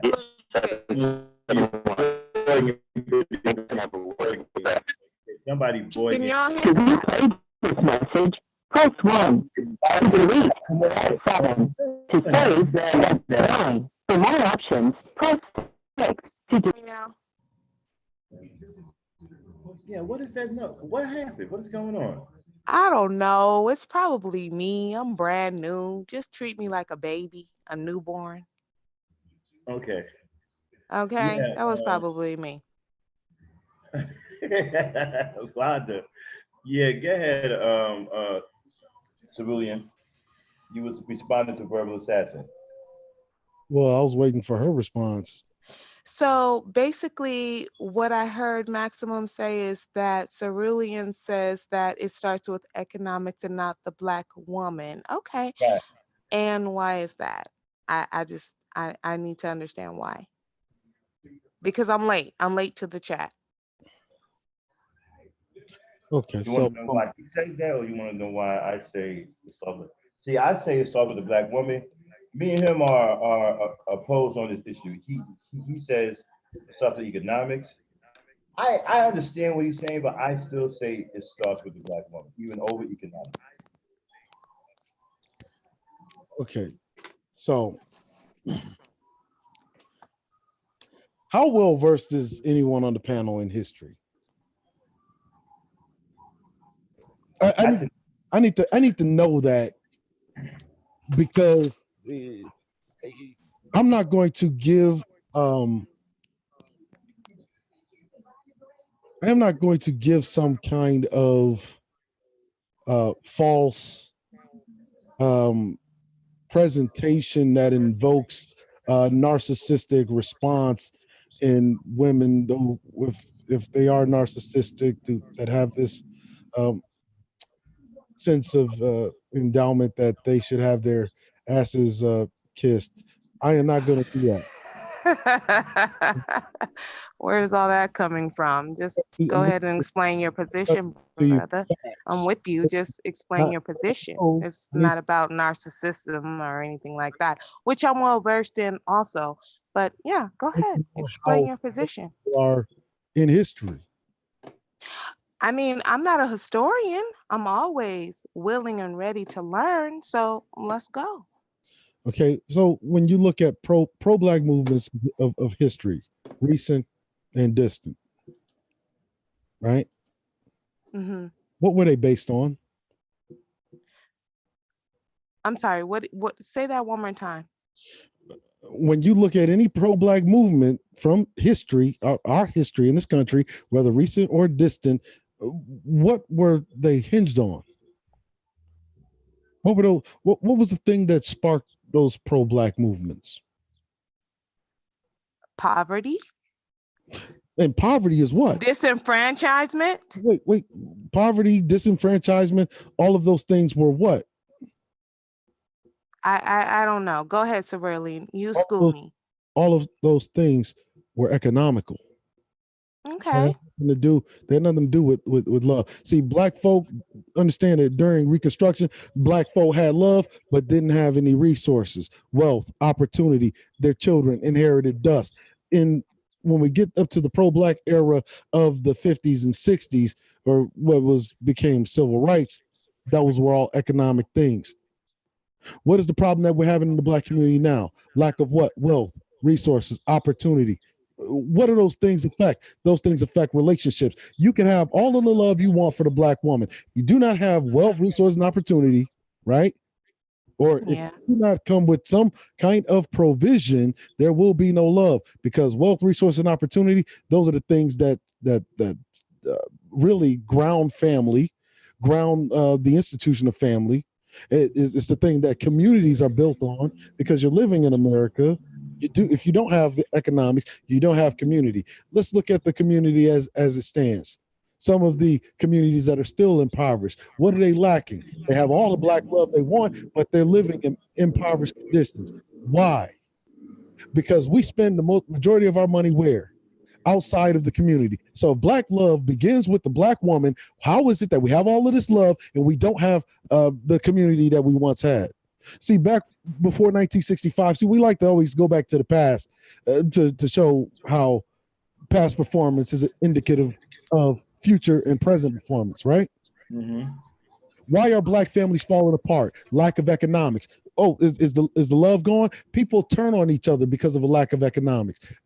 See, this imagine everything that we call love, all of that shit is conditional. This is why we have women running around in this community right now talking about struggle love. Let's just be honest right here, right now, that Black power and pro-Blackness, it always has began with economics. Unless somebody on this panel is telling me that they know better than Dr. Frances Cress Welsing, unless they're telling me they know better than Dr. Amos Wilson, unless they're telling me that they know better than Dr. Claude Anderson, unless they're telling me they know better than Neely Fuller Jr. Well, let me ask you this here then. I can't hear you. You're borging out. I can hear him. I can hear him. You? Okay. I can hear him too. For me, he's borging out. Maybe it's where I am. Yeah. Let me go somewhere where I get a better signal. There's never been a community entirely on love. There has never been a community entirely on love. Communities are held up by structural stability, and those things are rooted in economics. Let me ask you this. We can what happens the when love you, thing. I'm not coming at from a love standpoint, because when you grow, when you mature, you get to a certain age, it's not about just love. Love doesn't pay the bills. Love does not build And love communities. don't build families or community. And love don't build families or communities. And therefore, And community, absolutely. You see, so when we're talking about, but a Black woman's womb because the question is all you're gonna have. That's gonna create more Black people. So if you don't have that, then what? Well, it can create all the Black people at one if they're still inheriting dust. That womb isn't doing us any good. Well, here, okay, let me ask you. Oh my goodness. Okay, but wait a minute, let me ask both of y'all this then. What happens when you do have the economics in place and then there's no love? Then what? Because those are real situations too. See, let's look at this from an economic standpoint, right? How much does it cost to raise a child? Man, it depends on what state. $250,000 For my daughter, it's about $5,000 a month just for her a week, and actually she's in nothing. Actually nothing if you own a farm. Right. $250,000, and right? we don't own farms here. At least $150,000, right? For the time the child is 18.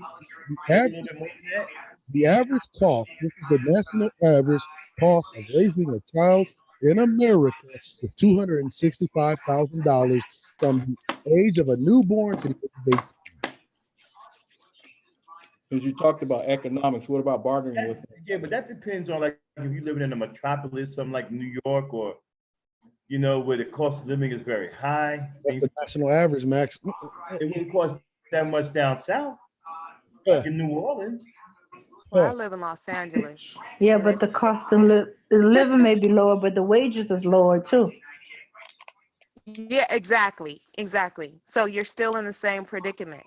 Well, the prices, but the price of goods and services are also low. The first thing when you're born is love. Love doesn't pay the bills, unfortunately, Maximum. I wish it did, because then I could pay everyone's bills. But the problem in the Black community is us not working together. That has nothing to do with economics. That has something to do with love. We hate each other. I don't hate my Black people. I love all my Black people, my Black women, and my Black men. I love all of us. Collectively. As a whole, so collectively we hate each other, or are we sick? Are we mentally ill? We're both. We hate each other and sick. Now, hold on. A lot of this stuff is getting conflated with the lack of wealth, resources, and opportunities. It got a goddamn thing to do with hate, okay? Hate is the after effect of being starved. You're a very smart and intelligent man.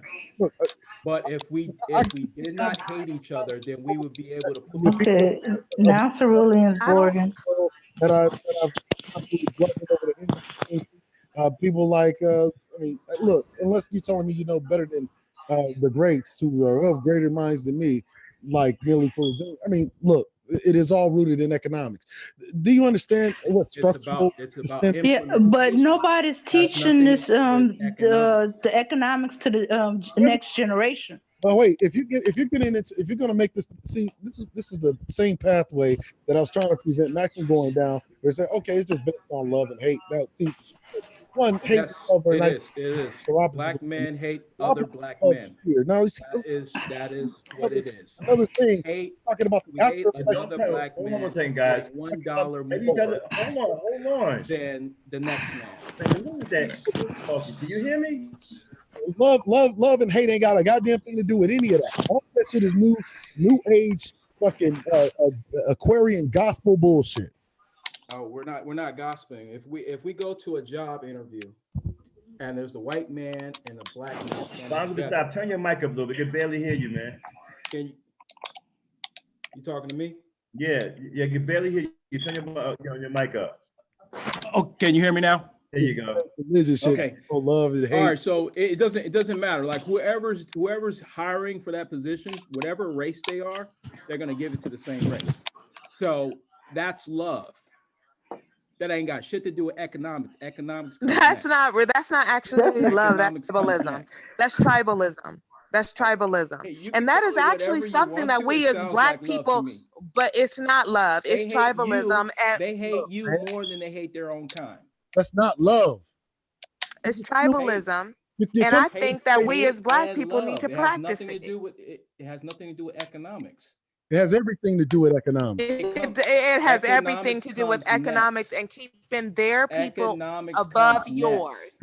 The fact that we they don't love each other. They don't love each other. Okay. That's an illusion. Envy, jealousy, money. What do they all have in common? Emotion. It has nothing to do with economics. Okay. It's an emotional state that black people are in because they are mentally focused on the wrong things. There is no economics if you don't love one another or love yourself and others. It's actually a bunch of horse shit, because then you have to ask, why is it that the Chinese man, right? They enslave their own people, right? And these concentration compounds in which they make these considered world, and they don't kill themselves.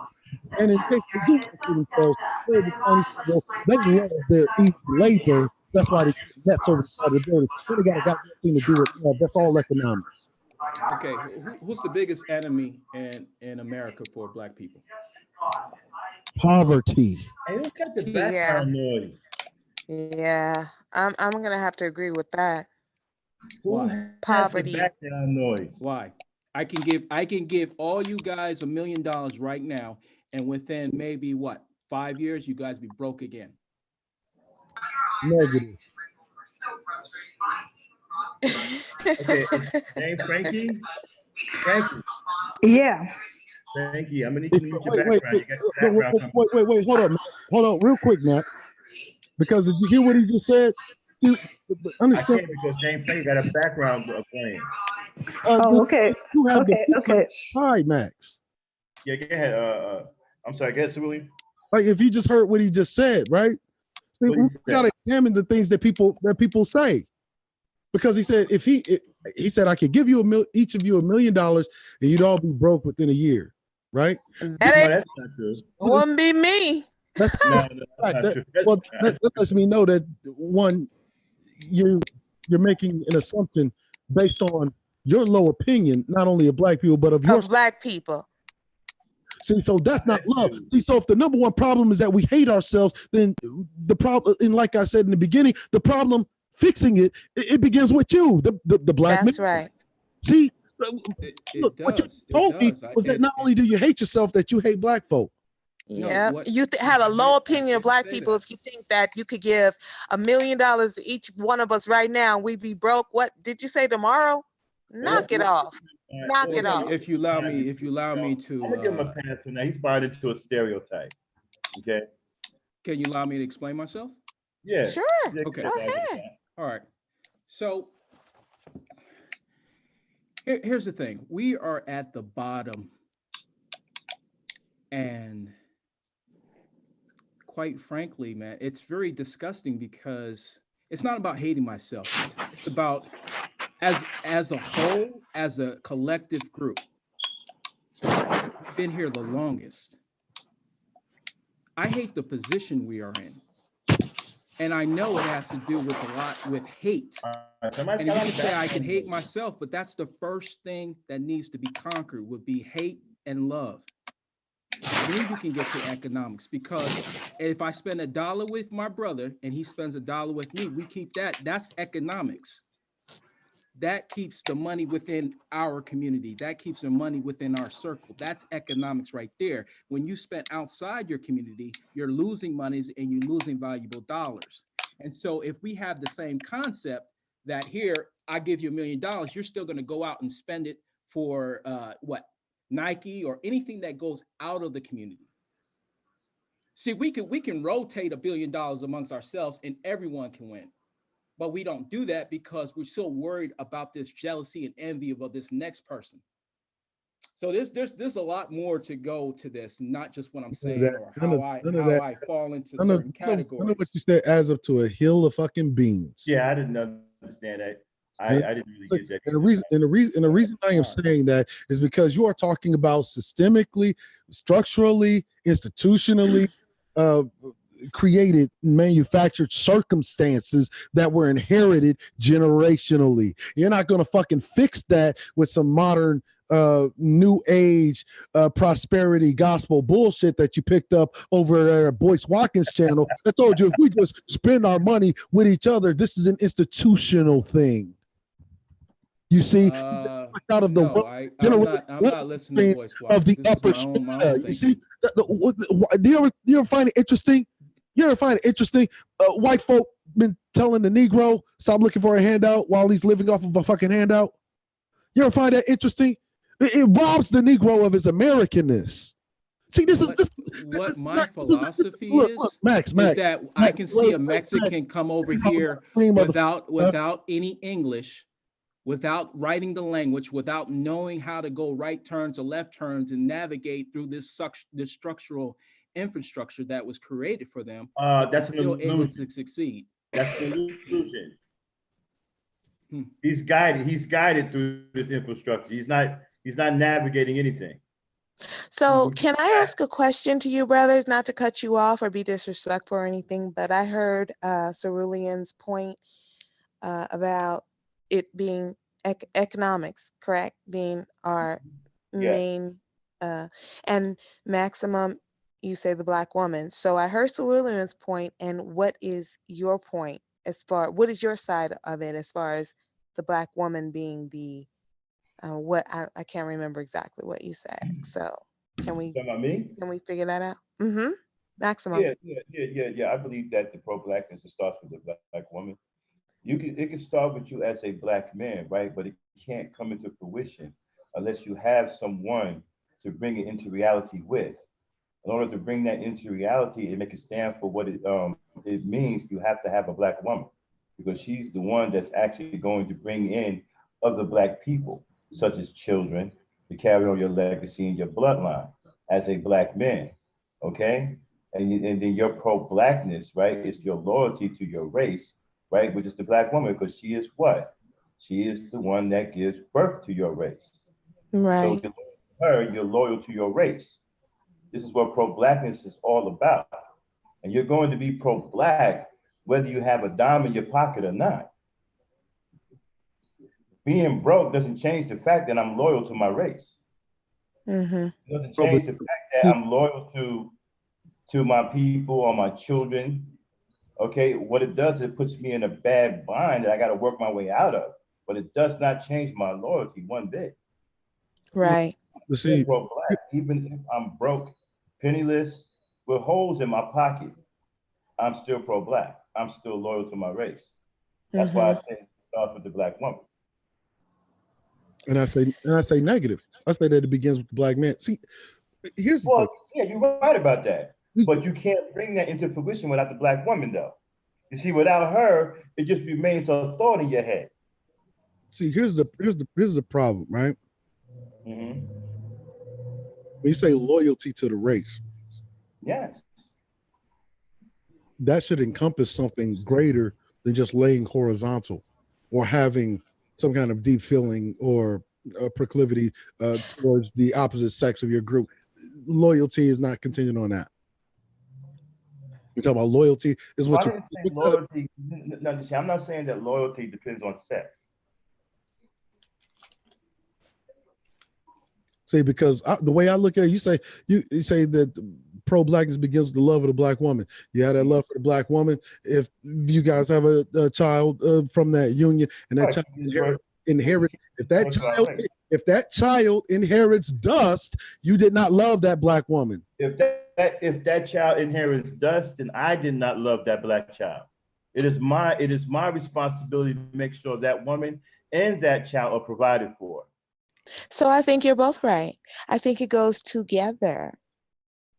I think it goes together. I can buy that for $1. I think that you cannot have one without the other. Now, am I wrong about that? You can't have one without the other, because we have black men who have the economics, they have the money, they have the riches, they have the financial stability, all of that. And what do we see as black women? What do we see them do? You can have We love see them without run off to the non-black women and share their economics with them. So I think that you have to have both. You have to have the economics and the mentality for that, the drive for that, but you have to, as a black man, be able to channel that towards the black woman and the black child. So you have to have both. I think that you can have, matter of fact, I know for a fact, I've seen several living examples of it, that you can have love without economics. But I don't know if you can have, I don't know if you can have,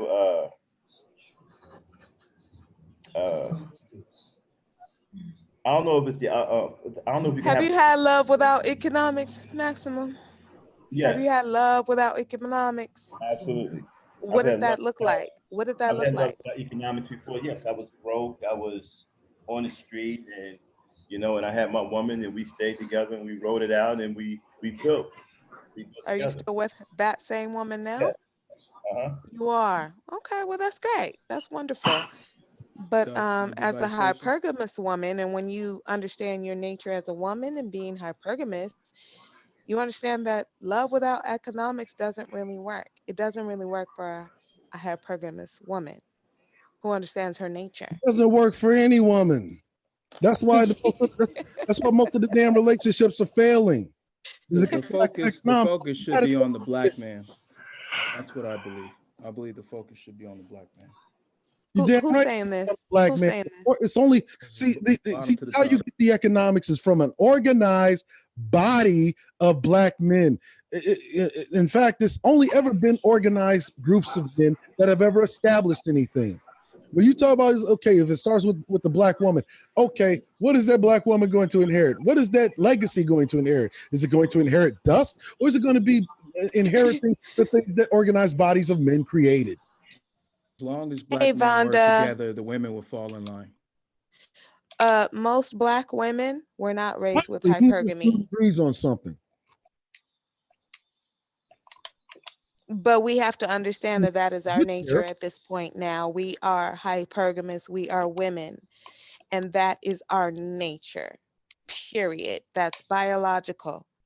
We are wired to seek the man who can provide for us and our children. That's how it is. If the black men unite and come together, the women will fall in line. And that's all we need is a critical mass of them. That's it. A critical mass. A critical mass.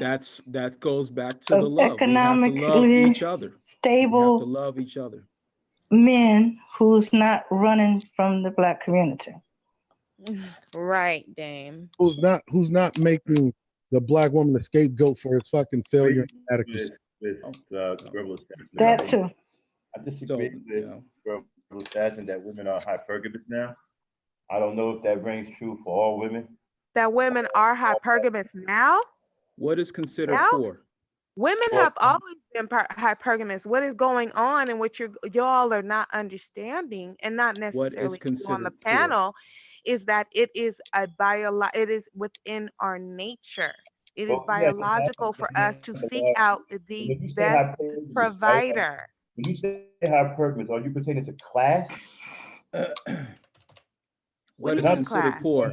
I understand you're going to marry a suitable mate, but are you talking about class? of that mate, the class of that mate, whether that person has a higher status than another person or another man or whatever. Like, for example, if you got two men and both of them are willing, are you just going to go with the one who has more money? It is about the man who can and will and is willing to do whatever he can to provide for his wife and his But children. you have two who are capable of doing that. Which one are you going to choose? The What one do who has you- the highest, like, for example, a construction worker who makes $110,000 a year can do a lot of providing, but so can Sure can. a lawyer who makes what, $250,000, right?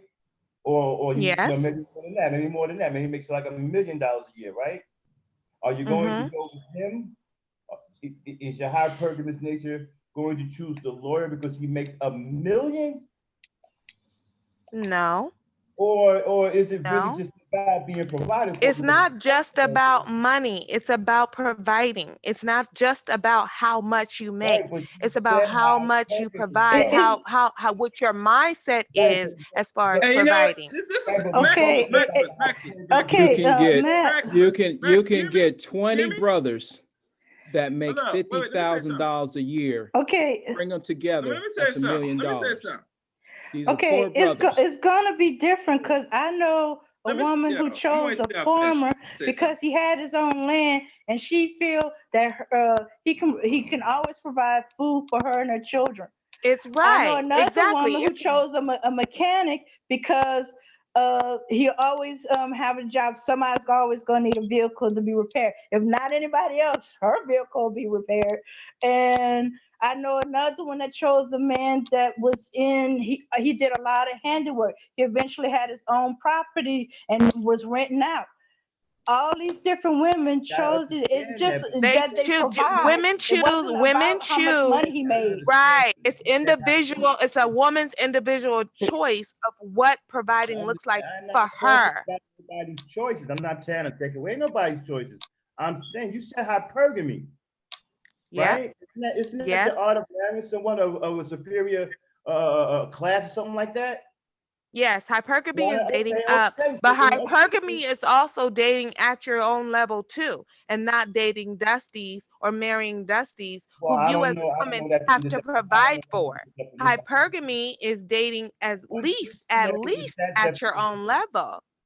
What dictionary is that definition? I don't know that. I'm just telling you what it is for a woman. We don't have to always go to the dictionary. I'm telling you real life of what it is as a woman. Then we can't talk about things that are in reality. Then we got to talk about hypothetical situations. You gotta pick a short bitch. I'm talking about what's reality. No, you can't. If you're telling me that the meaning that you're talking about doesn't really exist, then we have to talk about hypothetical. I didn't say it was didn't exist. You said hypergamy. What is hypergamy? Literally, hypergamy is. Yeah, go ahead. Hypergamy is dating up. Hypergamy is marrying up. Hypergamy is a woman. A woman. You have to marry family. What? Rich family.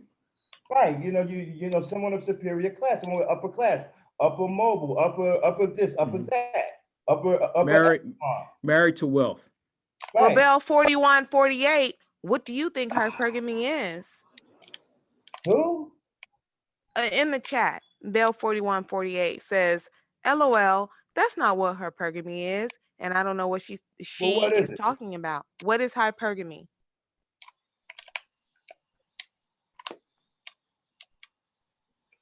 You know, Max, the interesting thing about all this conversation is like they talk about this hypergamy, and you throw out. So which one is it? You pick the man that makes this amount or this amount here, and I hear whistles and I hear talks like, no, you gotta pick a struggle. At the end of it, either you gonna pick the guy that's better guy or not.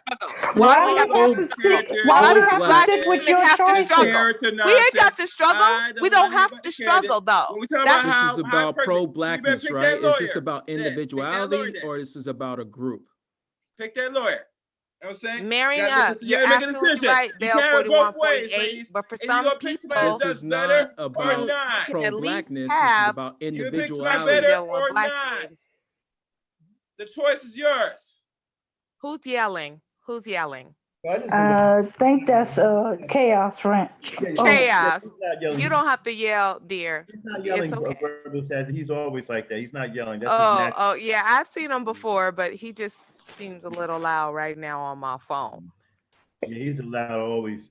He's always like. He's always There are plenty of Black people in high places. Individually, we And you do know a what's great sad job. thing about all this? Collectively, Okay, you have purpose. we do All a right, wonderful. terrible job. That means, brother, Kimmy. Okay. In Can I ask every a aspect. question? Can I ask a question?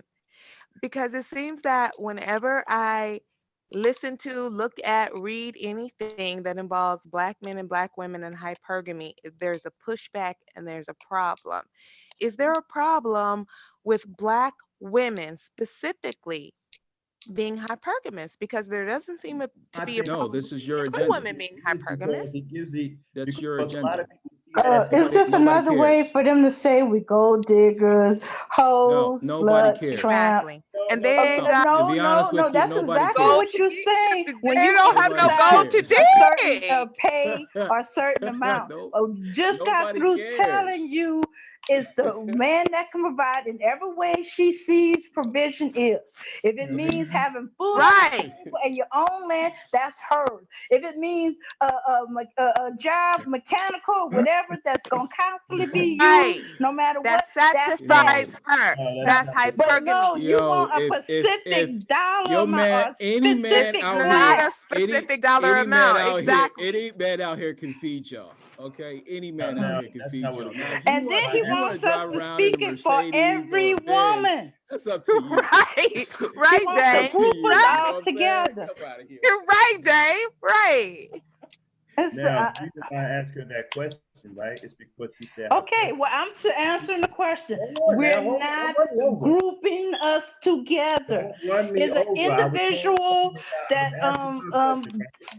is an individual vision of the woman sees as provision. Right. I'm not putting all women together. Okay, I asked her that question, her specifically. I asked her what her choice would be. I didn't ask all women what their choice would be because I don't believe that all women are hypergamous. That's my whole reason for challenging Okay, that but and asking her that question. is this Maximum speaking? Yes. Okay, because remember, I'm new to this, so bear with me. Right, Okay, right. here's the thing. You're saying you don't think all women are hypergamous. No, And I understand why you All think of them. that. I understand why That's you what think people that. call them. They call them gold diggers. I don't know why they say that, but that's what they do. I know why I uh, understand why you think that all women are not hypergamous, but the truth is that all women actually are. It's just that all women have not come into or understood their biological nature, their nature. Women's nature is hypergamy. That is how we are wired. Just like men are wired for sex, we're wired for provision. That is a fact. It's Now you just gonna biological. throw out men Just as because one of there them. are women who want to be dust bunnies to dusties because they're desperate. No, and they're they're Swiffers. They're can't get Swiffers. any sweepers, absolutely. You, That doesn't mean they're not Oh, my hypergamous by goodness. nature. It means that they have suppressed Damn. their hypergamous You nature must be because really they do young, not huh? How old are believe. you? They You don't do think not it's believe. No. I'm old enough to please and young enough to tease, You don't sweetie. think you sound. no. How old are you? Hold You on ain't got now. to. Oh Hey, no, we wait don't a minute. answer those questions. A Hey, I'm grown going woman to doesn't everybody in a answer minute. those Because you're questions, talking very dear. young. You Okay, talking I'm very good. young. I mean, I'm talking very young. I'm talking very mature. Yeah, he's right. A You're grown talking woman pretty who young. You're right understands. about that. Yeah, man. Okay, whatever you have to say, it doesn't matter to me. I You know know what who I'm I am. Okay, I done muted everybody with the exception of me and Cerulean. Listen, I don't mind you guys having a discussion, okay? But you can't just keep talking over each other, okay? Now, if you're gonna ask her a question, let her respond to your question, all right? Don't just talk over her, and please, verbal assassin, don't just keep talking through people, okay? Y'all let each other talk, all right? Okay, I'm gonna take everybody off mute now.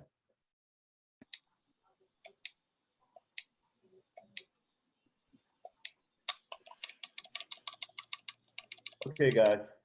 Anybody off mute? Okay, I'm gonna just be quiet then. Mm-hmm. So like I was saying, to answer, hey, bottom to the top, your mic is still, it don't went low again. Or no, I don't know. Okay, let me try to figure out Yeah. what's So wrong. turn it back up.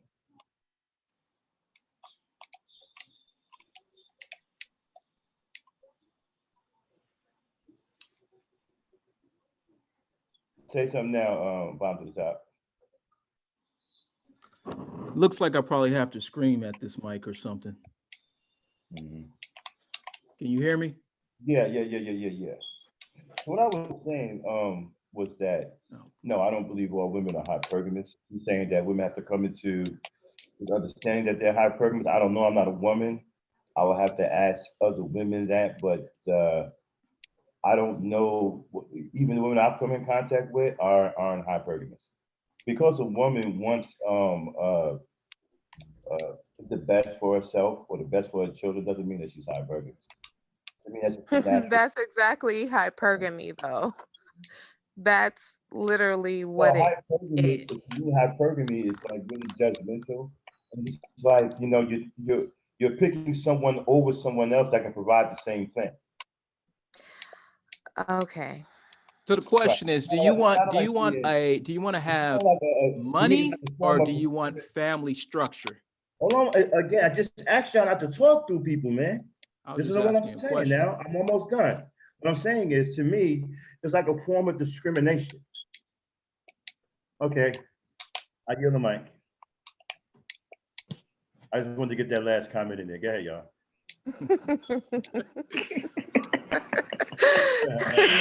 What do women at a whole, what do they really want? And I think that's one of the questions that should be answered without just your own views. So I said, as a whole, do you want the money or do you want someone that's stable and that's solid?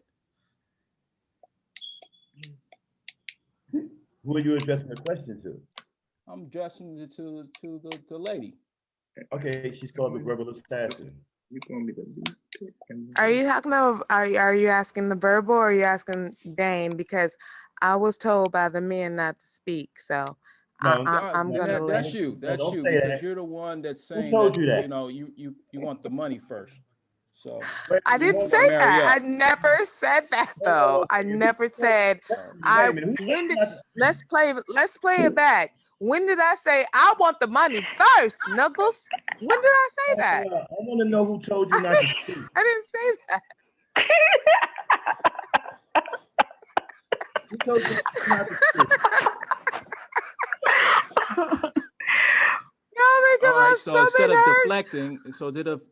of deflecting, what did you say? Hey, bottom to the top. You hold on for 1 second. Yeah. Please. I need her to answer this question. Who told you not to speak? Well, is this Maximum? Yeah. Hi, Maximum. Yeah, how you doing? But who told you? What male up here told you not to speak? Yeah, I mean, you said I was running all through the panel acting a fool. No, I didn't say that. What I said was you were talking. That's what I love about submission. That's about true what I was submission right saying. here. Everybody again. Okay, she's talking to me. Okay, no, that's not what I said. What I said was you were making it difficult for people to communicate with you because you wouldn't stop talking. You were talking through them while they were trying to answer you or address you. Okay. No one said you could. We don't shun women here. We don't do that. I know. That's why I'm on this panel. But I apologize. I'm passionate about what I feel. I'm passionate about women, Black women specifically, and I am passionate about Black men specifically because I know what we are capable of. I see it, and it's frustrating to not see that being, brought into fruition. And also the fact that, it's hard being a Black woman. I mean, you Black men talk about how hard it is to be Black men, and I get it. I understand that. I get that completely, but it's hard for us too. Because we're trying to love you and we're trying to hold you down and we're trying to support you, but we don't get credit for that. And at the the same time, we are women just like any other woman, and we want the same thing every other woman wants. We want the same thing every non-Black woman wants, but it's okay for a non-Black woman to want a man who can fully provide for her and her children. But then when we start talking about hypergamy, there's all this pushback, there's all these questions, and there's a problem, and we're called gold diggers. That's not what we are. Women, just like every other woman, and we want the same thing. We want to be taken care of.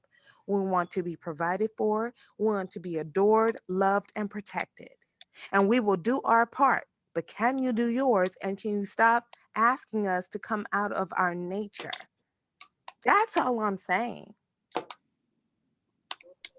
Anybody want to respond to that? You got some valid points you just made.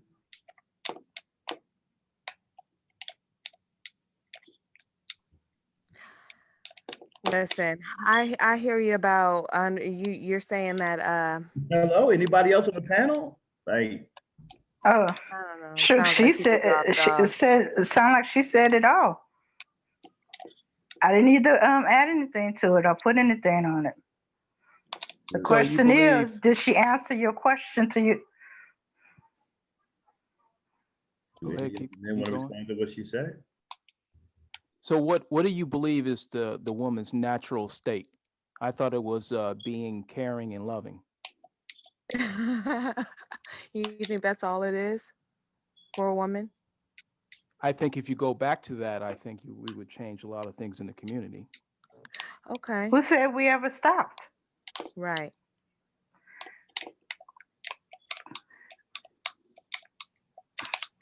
It just, you don't recognize it.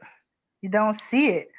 Or you see it as angry or mad, and you don't see the stress behind it. We're frustrated. Yeah. Mm-hmm. Yeah, because Black women are supposed to be happy with a lack of resources and unstable nest. Look, she's supposed to be happy with whatever. Right. We're supposed to be happy because we got some pain in the house. We got some partners in the house. So we should just be happy. That's No, not how I it think works. I think you should be messing with solid dudes. That's what it is. I think you Okay. should mess Okay. with solid But where are people. they? They're can you, everywhere. You're just not investing your time and energy in them. No, I think we're You investing our think? time and energy in them. They just turned from being solid dudes to being wet paper. See, the fact that you're Right. laughing. At some point, Lindsay they let me talk they, real quick. they, Let me they talk made real quick. themselves seem solid, All right, I'll and give you the then respect to they talk. But go didn't. ahead, keep talking. Mm-hmm. Yeah. The fact that you guys are laughing right now shows me a lot because you guys don't hang around with solid dudes. Because all the people that I know, the women don't act like that. The fact that you would laugh about something that I'm saying just shows you that It's the not quality that. of people that you're messing around with are not quality individuals. Now that shit ain't got nothing It's to do not with that. me. Well, wait, hold on, my dude. What is this? What does this quality individual have? It all depends on what that person's looking for, and it just doesn't sound like that's Oh, something. so it's subjective, right? So I would say each individual is subjective, but the fact that when I hear someone laughing, that's two women that are laughing about something that I generally what do all of these am convinced about. Look. What do all these quality dudes? Number one, lead. Quality dudes that you hang around with. What do all these quality dudes have? Provide and protect. That's what they have. Let me ask you guys a question. Provide and protect. Let me ask you guys a question. You guys say that love don't have anything to do with anything, right? But let me ask you this. You talk about provisions. Doesn't love provide? It doesn't. Hey, I can't take your love to my banker. I can't take your love to my mortgage. It has to be more than just love. Love does not pay the bills. It doesn't love. I need the bills paid. Women want security. But you don't think it's love providing? See, there's my point. Solid If a dudes man doesn't lead, love you, why provide, would he and provide for protect. you? Oh, wait. This is coming from the guy who's pushing back on me when I said it starts at economics. Wow. No, I just disagree with Wait a you minute, on the wait a minute, one wait a minute, part. wait a minute. If the I guy just doesn't let love me you, answer right, this why question would real he quick. provide for you? I just disagree with you on one thing. The fact that you put economics first. I said love comes first.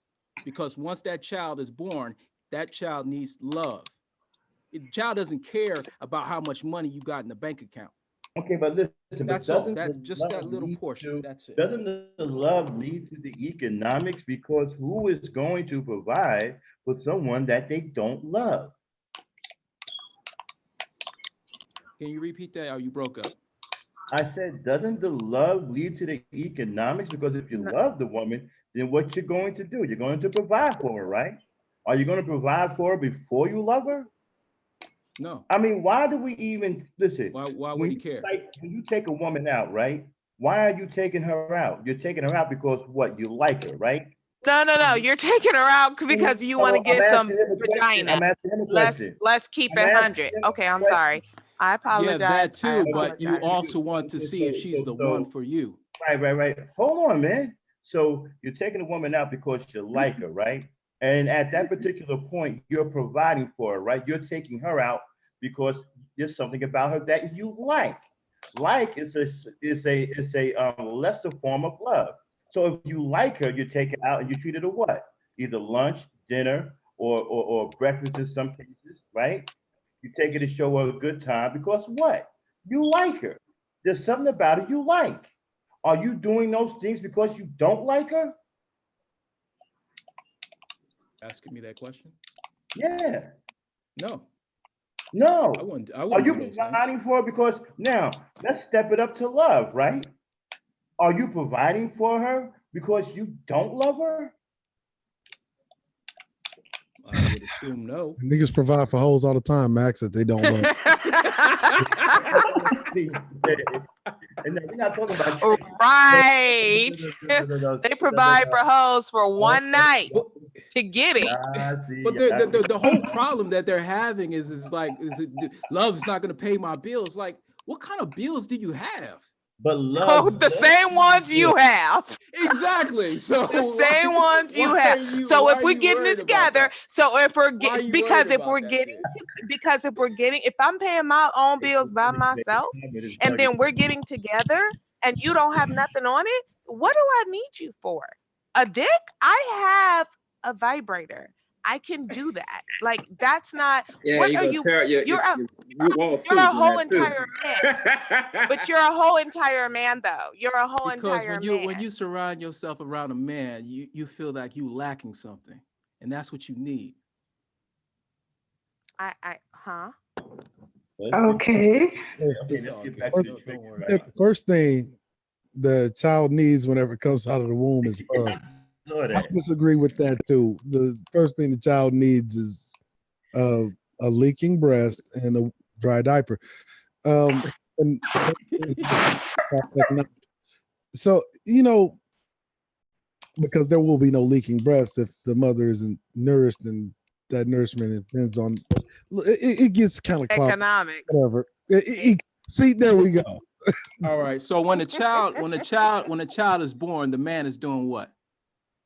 And what's the woman doing? Sitting around watching. Okay, now they're doing nothing but being lazy. Goddamn. You see how everybody and taking pictures and showing everybody this my son. I feel sorry for the youth, man. Hey, what provided the money to get that camera? I feel sorry for the youth, man. The mother's gonna be very much to do nothing. Hey, what provided? Be like Peg Bundy eating pom poms. When you're a quality woman and quality dude, the man knows right away what he needs to do. The woman knows right away what she needs to do. But I guess she gotta, that guy's not gonna pay her bills, so she's gonna be breastfeeding and working at the same time, right? Most women do it, especially Black women. So let's not act like that doesn't happen. I mean, that is kind of our reality, right? And they're doing whether the man provides or not. Now it's two income household, not one. Exactly. Right. We could, that's, as you men, most of you say, that's kind of a fantasy for us to think that we can be stay-at-home mothers for any real length of time, because you can't do it by yourself, right? We got to get out there and help you provide, and then come home and be submissive and take Uh, care of the children and be ready to hold sex Max, on demand and everything else, Max, right? Like Max, a you're low still, key you're drift, still, bro, was you're still that. wrong on that point too, Max. Love did not provide the money to get the camera. It did. Because if you wanted to buy the camera, you need iPhone. love. Wait a minute. You need love to go in your pocket. Biggest desire to have the latest iPhone. Okay. See, again, this is why I said started at economics. Like, because the nigga wouldn't have had the damn camera to begin with if he didn't have the economics to get the motherfucker. Oh, no. I'm not talking about his camera. I'm talking about the one he bought for the woman, for her to take pictures. That one you need a love for. Yeah, I love, don't know, Maximum. You're my dude and Okay. everything. love gave him Cerulean too, but I'm kind of, check this out. Now, y'all can sit up here. leaning towards Cerulean's Now, y'all can side sit at here this and point. say economics all you want, right? But if a man don't love you, there will be no economics, especially not from his pockets. Okay, So it's back to her answer. It got to be both. right. You gotta have both Hmm. for it to really be a homogenous um a relationship or a love commitment that's going to be something that is Tell you But this. it's not going to be the same thing. I tell you this. I don't know no amount of love. Because if you don't love you, you're not going to provide nothing for you. Look, I'm gonna tell you this. okay. I don't know no amount of love where I'm serious. We can motherfucker sit up here and sitting call it up all in your kinds of things. We face. can call it homogenization. We can call it puppy dog tails. We can call it whatever we want. But if he doesn't love you, you're not getting his jack. And sometimes he can love you when he just doesn't have the ambition to get that check because he's a dusty. Well, I don't know anything about that. That's I'm talking happened about plenty times. But I'm saying you don't, because you're a woman. You're not a woman. I'm sorry. You're not a woman. I can't really tell you how it is to you be a got man and what it's like out here, but to I can definitely tell you how it is to be a woman and what it's like out here. And I have been deeply loved and I have been taken care of and provided for. My husband died a week after he turned 30 years old. He was the most amazing man. He loved our family, he loved our children, and he worked two jobs. I worked too. I love to work. I'm not a woman who doesn't want to work because I have this autonomy and this independence about me where I like to have my own money because I just don't want to ever be in a position where where I feel like I have to completely depend on someone. But as a feminine woman, I like a masculine man, and a masculine man is an alpha man who understands his role and can play his position. And my husband did that. Unfortunately, we were young, and he passed away suddenly from a heart attack a week after he turned 30 years old. And it's been what 12 going on 12 years. It's 12 years. It'll be 13 years next year. And I don't know what's going on because I haven't seen another one like him. He wasn't perfect, but he loved me. And I never, when our daughter was born, I didn't have to pay, I didn't have to buy a thing for her. Nothing. He took care of everything. All things she needed, all diapers, all milk after I stopped breastfeeding, daycare. He didn't even come to me with that. You know, so I know what that's like. I know what that feels like. So I'm not talking about something I don't know. And since then, of course, I've dated, and had a relationship with someone, and it was, on and off. 8 years I actually spent with him on and off, and he's still one of my very good friends to this day. However, he does not fully understand his role as a man, and I am a hypergamous woman. So being with him, I don't see the provision that I need to to marry him. He gave me a ring, all of that. But I know that I am not, that's just, I cannot marry him and feel like I'm going to be in that masculine role, because I love him. He's a great person, a good person. We have a great friendship, but he is a dusty, content in his poverty, and I can't do that. So that's what it is. That's where I'm at with this. So when I'm talking about hypergamy, and I've lived it, I've tried the other route, and it doesn't work. It just doesn't work. And this is why you see black men talk about black women being overweight and being mad and being bitter and all that stuff. 9 times out of 10, that's because she's been with a dusty, and she's continued to be with the dusty, and she has tried to um, make him into what she wanted him to be, and that it just doesn't work because it goes against our nature. So when Maximum says mm, he doesn't think all women are hypergamous, that's why I say I understand why you think that, because so many women are not validating that about themselves. They don't realize that because they're settling for less. They're denying their nature. That's why you think that. But the truth is, biologically, we are. And that's why when a man is not providing, a woman who has to provide with you and 50-50, she's going to want 50-50 of the authority and the say so too. That's just how women are. Good or bad, that's how we are. We all know the saying, you have to pay the cost to be the boss. That is a true saying. We laugh about it, but it's real. Now, let me ask That's you a real question. life. Let me ask you a question. How long have you known me? Me? Mm-hmm. The verbal? Yeah. I don't know.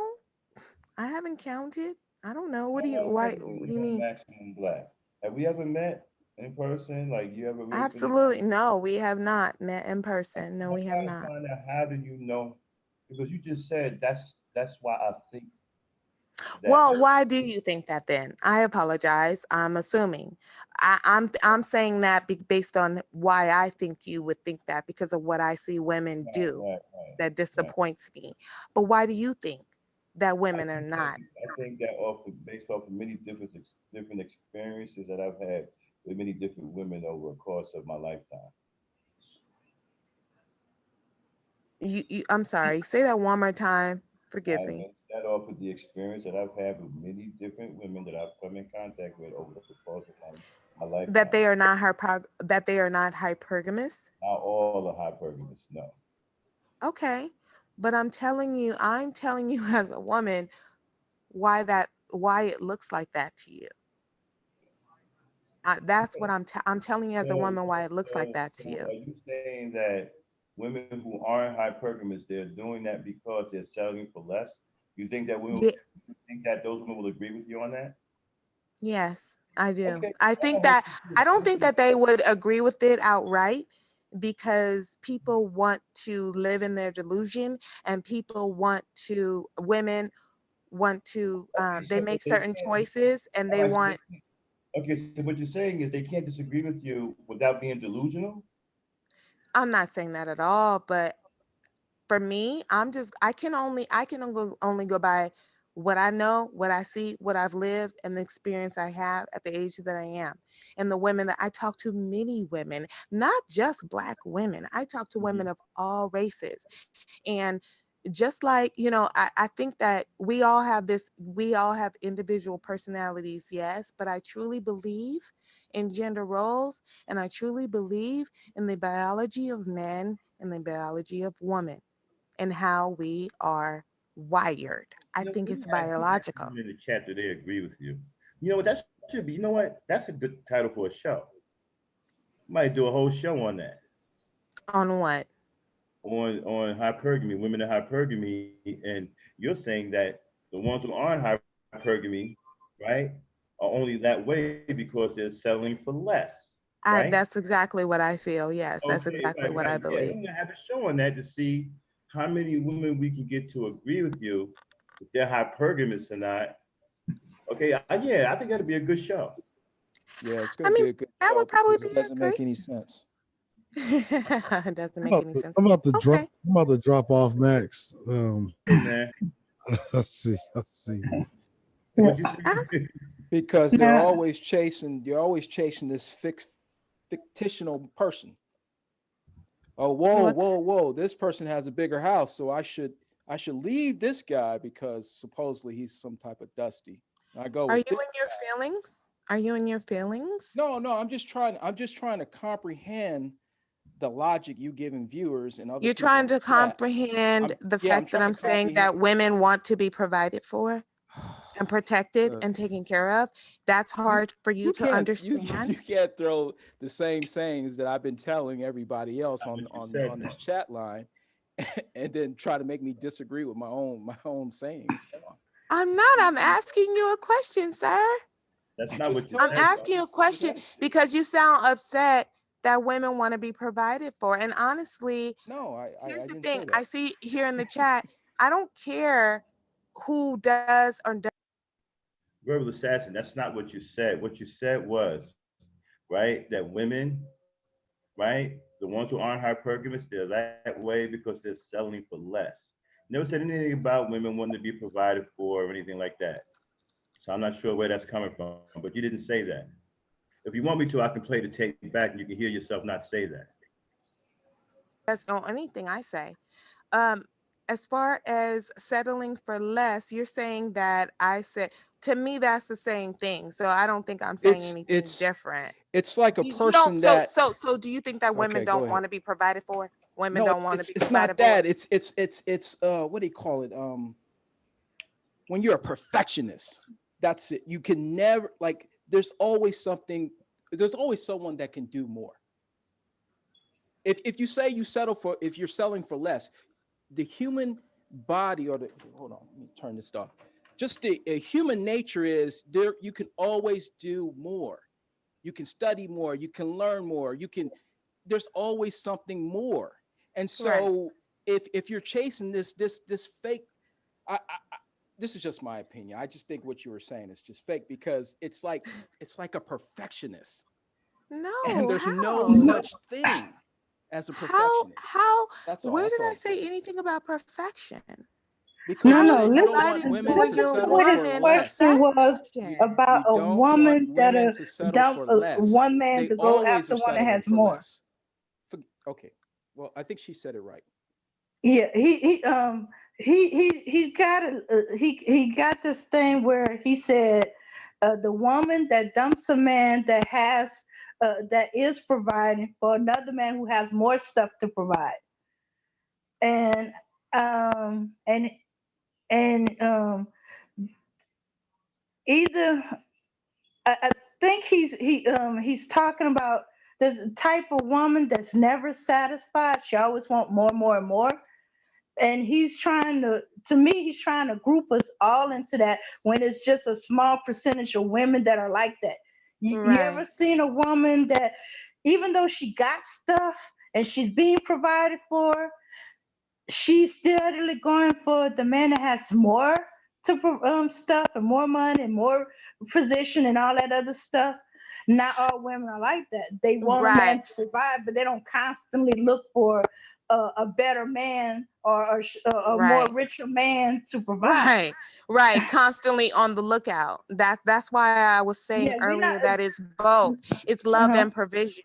So I think Cerulean and Maximum are both right. I think it's equal. It's not about constantly, oh, he makes 150,000. Okay, I'll sit with this for a minute, but if someone who comes along makes 500,000, I'm leaving him. That's not what I am saying. That's not what I'm saying at all. And so that's why I think some of, you men are in your feelings. That's not what I'm saying. All I'm saying Or he had a is, bad experience. right. All I'm saying is the women want to be protected and feel secure with the man that they choose. That's it. That's all I'm saying. I'm not talking about fantasy. I'm talking about jumping from Oh, man to damn, man. my mic was mute. I'm surprised. I say, no worry, you got your toys. So, if the guy makes more money, that's all good. You go to him, get your toys, and you good, man, girl. We talking about, we want our women to feel happy. We want that hypergamy to flourish, my babies. Go out, get wild. Okay, so when I talk, I don't talk with for your feelings. So permission. I try to talk with understanding. So I don't even know what this thing is called. What did you guys call it again? Chaos went in a whole nother direction. No, man, Yeah, that's the whole he point. really You know what I'm saying? did. And that's what I'm saying. What are you upset about? I mean, Look, y'all why can't. why is Look, hold on. why is Y'all that a can't just problem that a woman dominate. wants 1 provision and second, man. security? Look. You can't just dominate the conversation. If you're gonna have it back and forth, have it back and forth. Okay? Y'all can't just continue to talk through each other. Please let one speak and the other one respond. Go right ahead. I think you should have a show on that, because I clearly Yeah, don't I do want to have a understand show on that. I what think these it's very women are interesting. talking about. I really don't. I really I really don't, want to have a because show on that. But definitely, yeah, I'm trying to get the title up now about the hypergamous nature. But yeah, man, I want to definitely get to me, like, at what price range do you feel that you are that you're satisfied with? Is it $50,000? Like, what low margin are you looking for? Because My dude. Are you trying to state what our hooker price is? Because that's what it sounds like. No, I'm trying to say what your Yeah, lowest man, price buying is. you. What's wrong with that? Because your bills can't be that damn high. That's all I'm saying. Okay. Well, you'd be surprised. Someone wants some nice Louis Vuitton bag, some Gucci, some nice red balance heels. You know what I'm saying? Okay. They want their hair done. Listen, Max. And none Max, of- one time you told me the none of story. None of Hold on, that let me speak. Can I appeals to speak? me. Please. Let me speak. I got to None get of that that way. appeals to me. Max. Yeah. Max. You remember when we talking about, you told us stories that you used to buy hair for ladies back when you're young? Remember Yes. that? So sometimes you gotta spend money on that nice, whether real or fake hair. You gotta spend money, my dude. Women gotta look good. They gotta have that. It's a necessity. You want your girl to look good, sexy, with Louis Vuitton, Gucci, red bomb heels sometimes. You know what I'm saying? Hell, pay for her nails too. And get her that good quality hair, not that cheap crap hair they wear in the head. Get them that good hair, that good stuff. You know what I'm saying? So when I touch, say, damn, girl, is this Indian? This is not Okay, this is Indian that weave? is not me. That is not me. Don't do Louis Vuitton. I can't even stand heels, and I don't wear Trust me, wigs, man, weave, or black man anything gonna buy else. the heels, girl. You gonna take it. So here. It's enough. Yes, okay. Okay, now my price is, I love books. You want to spend I 200, got too much 500 books, on a baby. book? I'll give you some. I got That's some books me. right here. But you trying to put me in a box with Louis Vuitton bag, heels, Right. hair done, Yeah, and man. nails. Right. I'm It's gonna And not. need That's four not what it's library about. cards I that's think to not that's what call it a for it's day. that's for about. really younger women. Now, That's for Yeah. really Library y'all young women. cards. young women, don't act And No like you're one not gonna cares tell y'all about a age something here, bag man. and all that mhm. stuff. Stop playing. In fact, I think it's crazy to pay I'm that not much talking for to no some of them. 40-some-year-old women. I'm talking to some decent age women, ladies here, hopefully. God willing. God willing. Yeah, I better not be exceeded over 40 years so we can't have this conversation. Oh well, then I got Can it. I Yeah. can I say something without, and then I'm gonna go because I'm so sleepy and I have to go to work. But I just want to say something, maybe from where I'm coming from, is having a father, a grandfather, uncles, and growing up seeing them provide for their wives and their family. take care of their children. My father paid the rent. He paid all of the rent. He paid all of the mortgage when they bought a home. He took care. My mother was a housewife. My father came home and, his daughters, it was just me and my sister, and we, we grabbed onto my father. My mother was in the kitchen. She was just like this shadow entity who was just cleaning the house and cooking the food, and we were with our father, who loved us and provided for us and protected us and took care of us. And that's what I grew up seeing: men putting a roof over the head of their wives and their children, making sure there was food in the house, the lights were on, the gas were on. It's not about a Louis Vuitton or some Louboutins. That's not what I'm talking about. I'm not superficial. I'm talking about basic personal question for you. But you know why they did basic that? provision. I got a And personal so that's what I grew up looking at. Yeah, seeing. but you know why they did that though? They did that because they love their families. Right. That's true. My father adored my mother and adored his daughters. So you're absolutely correct on that. Can I ask you a personal question? You can ask me, but I might not necessarily answer Okay. a personal All right. question, I'll but put it out sure. there for you. Now, hmm what did your guy that proposed to you out of 8 years do to you in that relationship that would make you want to call him a Dusty? I believe that, well, putting in the time that I put in and the work that I put in and the help that I tried to offer, because I saw potential. And that's the thing, ladies, we cannot be caught up on potential. And that's where we get stuck, is potential. And when that potential that we're looking at and we're hoping and we're trying to nourish does not come to fruition, you put so much time into it, you have to sometimes throw in your towel and say, this is not going to come, this is not going to work. I am a feminine woman. I like and am attracted to a masculine man. So when I have to be in my masculine, just like when a man, So I take it you didn't let him lead. I'm sorry, what? I take it you didn't let him lead. If you lead. The leaves? No, lead, like follow the No, leader. I had to. No, he was not. He was not the leader that I was, hoping that he would be.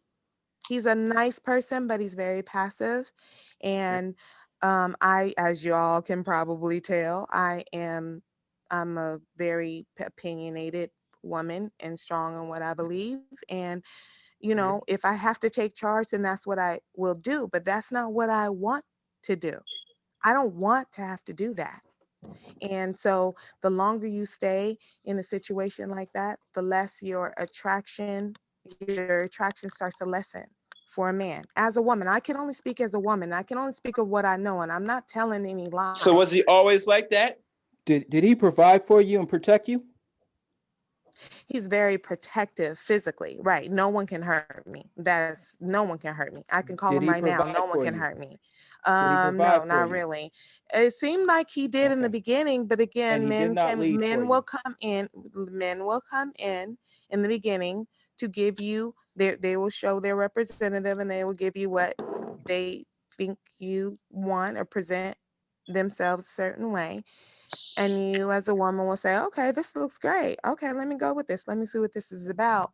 And then and then it just seemed, he just kind of fell off on who I thought, or what the type of provider I thought he was, because I'm sorry, people are talking. Am I interrupting someone? Somebody interrupt. I know who that was. So sometimes you just have to cut your losses, right? We're still great friends. He knows that I love him to death I love him to life as a person, but as a husband, that's not gonna. He's Dusty. Yeah, he is. Yes. because I tell the truth. I don't lie. It just is, I tell the to truth. be honest with you, it's just not making any sense to me. 8 That's years. okay. It doesn't Eight- have to make sense to you, No, dear. I'm just That's fine. let me finish. It's It's like okay. 8 years. Yeah. Were you just the one putting in all the work and he just fell off, huh? But you I was guys are doing still more. close. I was doing more. I was doing more. And it got tiring for me. It started to feel like a burden, and I had to cut my losses. And the reason why I kept giving him the chances I did, and I'm probably telling too much of my business, and I know how y'all are on YouTube, like to judge people like you don't have no skeletons, but whatever. I don't care. I keep it 100. He, you know, I just, he's a very nice person, but he's content in his poverty. He's content being where he was. And obviously, my presence wasn't enough for him to say, you know what, I want to do better. And that's fine. That's okay. I don't have any problem with him. There's no hard feelings. But I'm not gonna attach myself to that, and I don't have to, because honestly, like, I don't have to have a man to validate me. So that's not, my issue. Okay. But I'm not going to. Life is very, very short. I'm I not got a gonna question. spend it unhappy, and that's it. I got a question. I got two questions now. Why you don't want a man to validate you? Why is that so bad? And two, why you don't want to spend your life? Why would I need? Why would I want it? Because if I depend on a man to validate me, then that means that man can also invalidate me. Okay. And Fair I enough. can't. Why would I want to give my power away like I that? got you. Fair enough. Fair enough. I didn't look at it that way. I looked at it. See, I'm older, so I see things a little differently. But I see where you're coming from. I get it. Now, the second question: why don't you want to spend your life unhappy? Why you don't want to do that? Why don't I want to spend my life unhappy? No, unhappy. I think you said you don't want to spend your life unhappy. Is that what you said? No. Unhappy? I said I don't want to spend my life unhappy. Okay. Because I've seen how short it is. I've lost a lot of people who are very, very, who have been very close to me. They listen. The father that I spoke about, who was so amazing, that I still think about every day, he died at 29 years old in his sleep, and I was 6 years old. Okay, that's the first man that I loved and the first man that loved me. At So the age of 6? yeah, I was 6 years old when my father passed away, and I remember him so well because he poured so much into me and my sister, and he loved us and my mother so well. So I remember him. Okay, I now mean, I remember him. talking about, right? You keep bringing up love. We keep hearing this over and over again, but we heard love don't pay bills. We heard love Does it? don't buy It you money. didn't. Yes, it does. What you think? What you think? Love pays bills. What So I do can you go to I can go to my bank and say, hey, I don't have the mortgage this month, but I got love, and this man loves me. So is that enough for you? Let's be practical here. What I'm saying here, right? What you're describing, right, is love. The love kept the roof over your head as a little girl. That's what love provides for you. Love But it provides, wasn't just his love, it was his work and his money and his provision, right? and his love is the one that allowed him to share that with you. So can you have one without the other? No. Oh, exactly. So that's what I'm saying. Unless So you're an we're not individual. saying different things. I don't think we're saying The only different way things. that you can have that, the only way you can have that, and some will even make an argument that whether you love yourself or not, is if you're by yourself. And some would even argue if you don't spend any money on yourself, it's because you don't love yourself. Okay. Sometimes you just, put people before yourself. That's love, though. Okay. But I just, I'm good. I don't think we're really saying different things. I think that we're just looking at it from different perspectives because you're male and I'm female. I definitely don't want one without the other. Love is not a gender specific thing. I mean, we don't have to be uh, a brick in a bobby pin. You know what I'm saying? It don't make a Mhm. difference. Love is love. If you understand it, you understand it. It doesn't matter if you're a female or a male, as long as you understand it.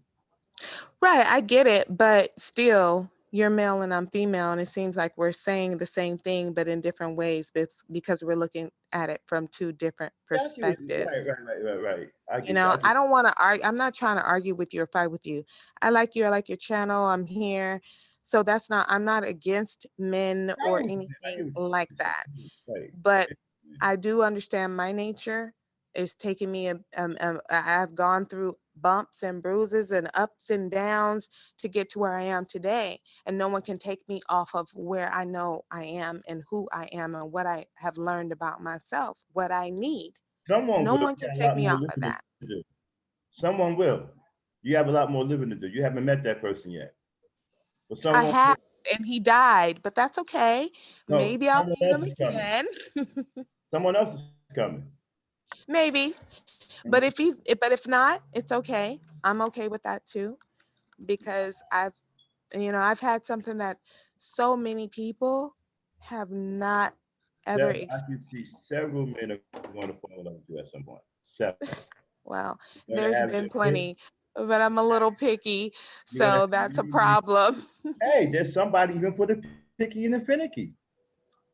There's Yeah. somebody for everybody. Oh Believe yeah, it or not. I'm not worried about it. I'm okay. I'm good. I'm content, and I Listen, think I knew that's the a first guy, step. right? But I knew a guy, right, that had big lips, right? That when he turned to the side, he looked like a duck with a bill, right? He found that's the woman terrible. almost.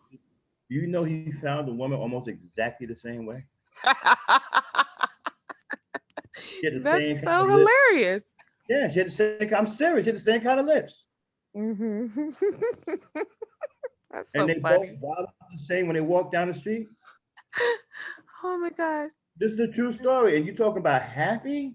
They were the I most happy. believe you. If you was to meet them, they will light your day up with their happiness. I think it's great, and I think there's someone for everyone. But sometimes people just found their one, and maybe that's it.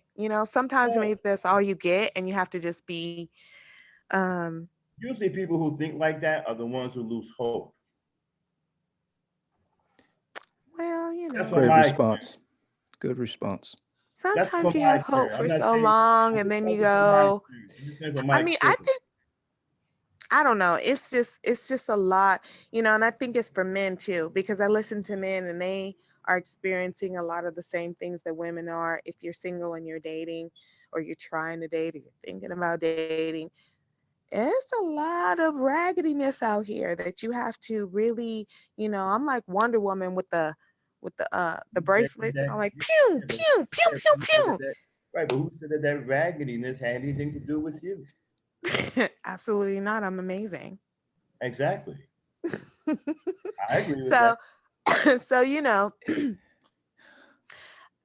it's just it's all fine. It's okay. It's fine. I'm very, very blessed. I had an amazing love, and I've been loved by a few, and I'm good. If it happens again, great, and if it doesn't, I'm okay too. But as far as having a man validate me when you ask me that, I cannot. And us Actually, you women know what? nor men should do that. It might have happened already with the way you and bottom and top was going at it. It may have happened already. Me, Yeah, it did happen that's already. I funny. think she's special. I think she's a tough cookie because she went through trauma. So I really can't go in on you because it's just it wouldn't be kind, and I just know that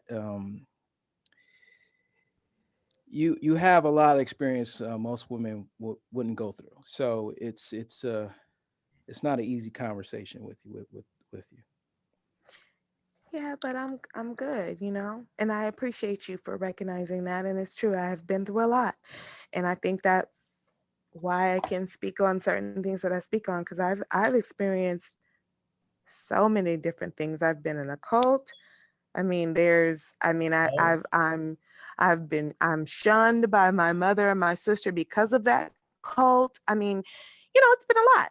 I've had a lot, going on. So I have that's why I'm, getting my psychology degree right now, because I think that all of the things that I have been through and experienced, there has to be a reason for it. I need to be able to speak to people and help people. I don't think there's anyone who can come to me and tell me something about what's going on in their life that I have not experienced and I cannot relate to.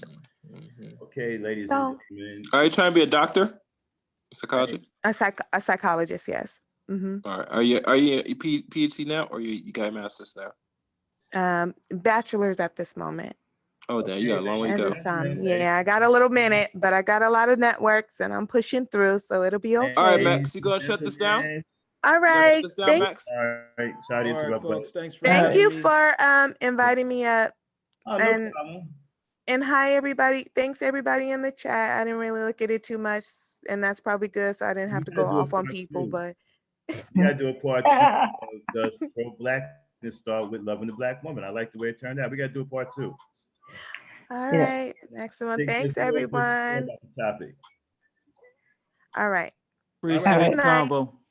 Thanks for tuning in. Thanks to all the members on the panel. Shout out to my strong people, Vonda Harris, as always. Christine Williams. No problem. Listen, we're gonna probably be back here on Saturday with Ladies Night. Okay. We'll probably have our first Ladies Night on Saturday, where we're gonna let the ladies come up and do their thing. Are you gonna Cynthia G on your junk? Yeah, Maximus? man. It's gonna be Ladies Night, man. We're gonna let the women come up and do their thing and talk about what they want to, get some stuff off their chest. They want to vent. Y'all aren't gonna interfere and run all over us with lawnmowers and stuff. Absolutely not. We ain't got nothing to say about nothing unless y'all ask us something. Okay. Really ain't gonna be no man on the panel, but me and I'm gonna be on mute most of the time. Okay, because I'm not really trying to let y'all take it over, and y'all pretty much talk about what y'all want to talk about. Yeah, you better stay out the way. All right, just stay out the way when the ladies talk. Almost likely, most definitely. I'm talking about the ladies do their thing for a couple of hours, for about 2 hours, and then it'll be the first ladies' night. So all the ladies, Saturday, it's gonna be ladies' night. We're gonna be backed up by GQ. Do you have a Patreon? I will have one. You have a Patreon, Maximum? I will have one next week. Okay, make sure I get that. Okay, definitely. It'll be going out soon. So it's gonna be a ladies' night. We're gonna be backed up by GQ. Huh? What'd you say, Verbal? Yeah, so we're gonna have that. I was just listening. Right, and so if you got any tough questions, anything you want to vent, ladies' night is what's gonna be all for y'all. Come up here, do y'all thing. Y'all want to curse niggas out. It's ladies' night.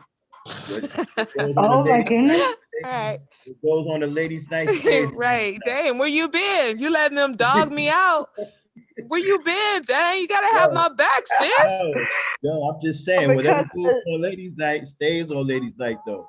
We don't want to take it off the channel, right? Okay. All right. So we'll see y'all Saturday. All right, that sounds good. All right, everybody. All right. Okay. All right. Good night. Good night. All right. Yeah. And as always, the power's in the black. The black is the people, and therein lies the power. Good night, everybody, and peace.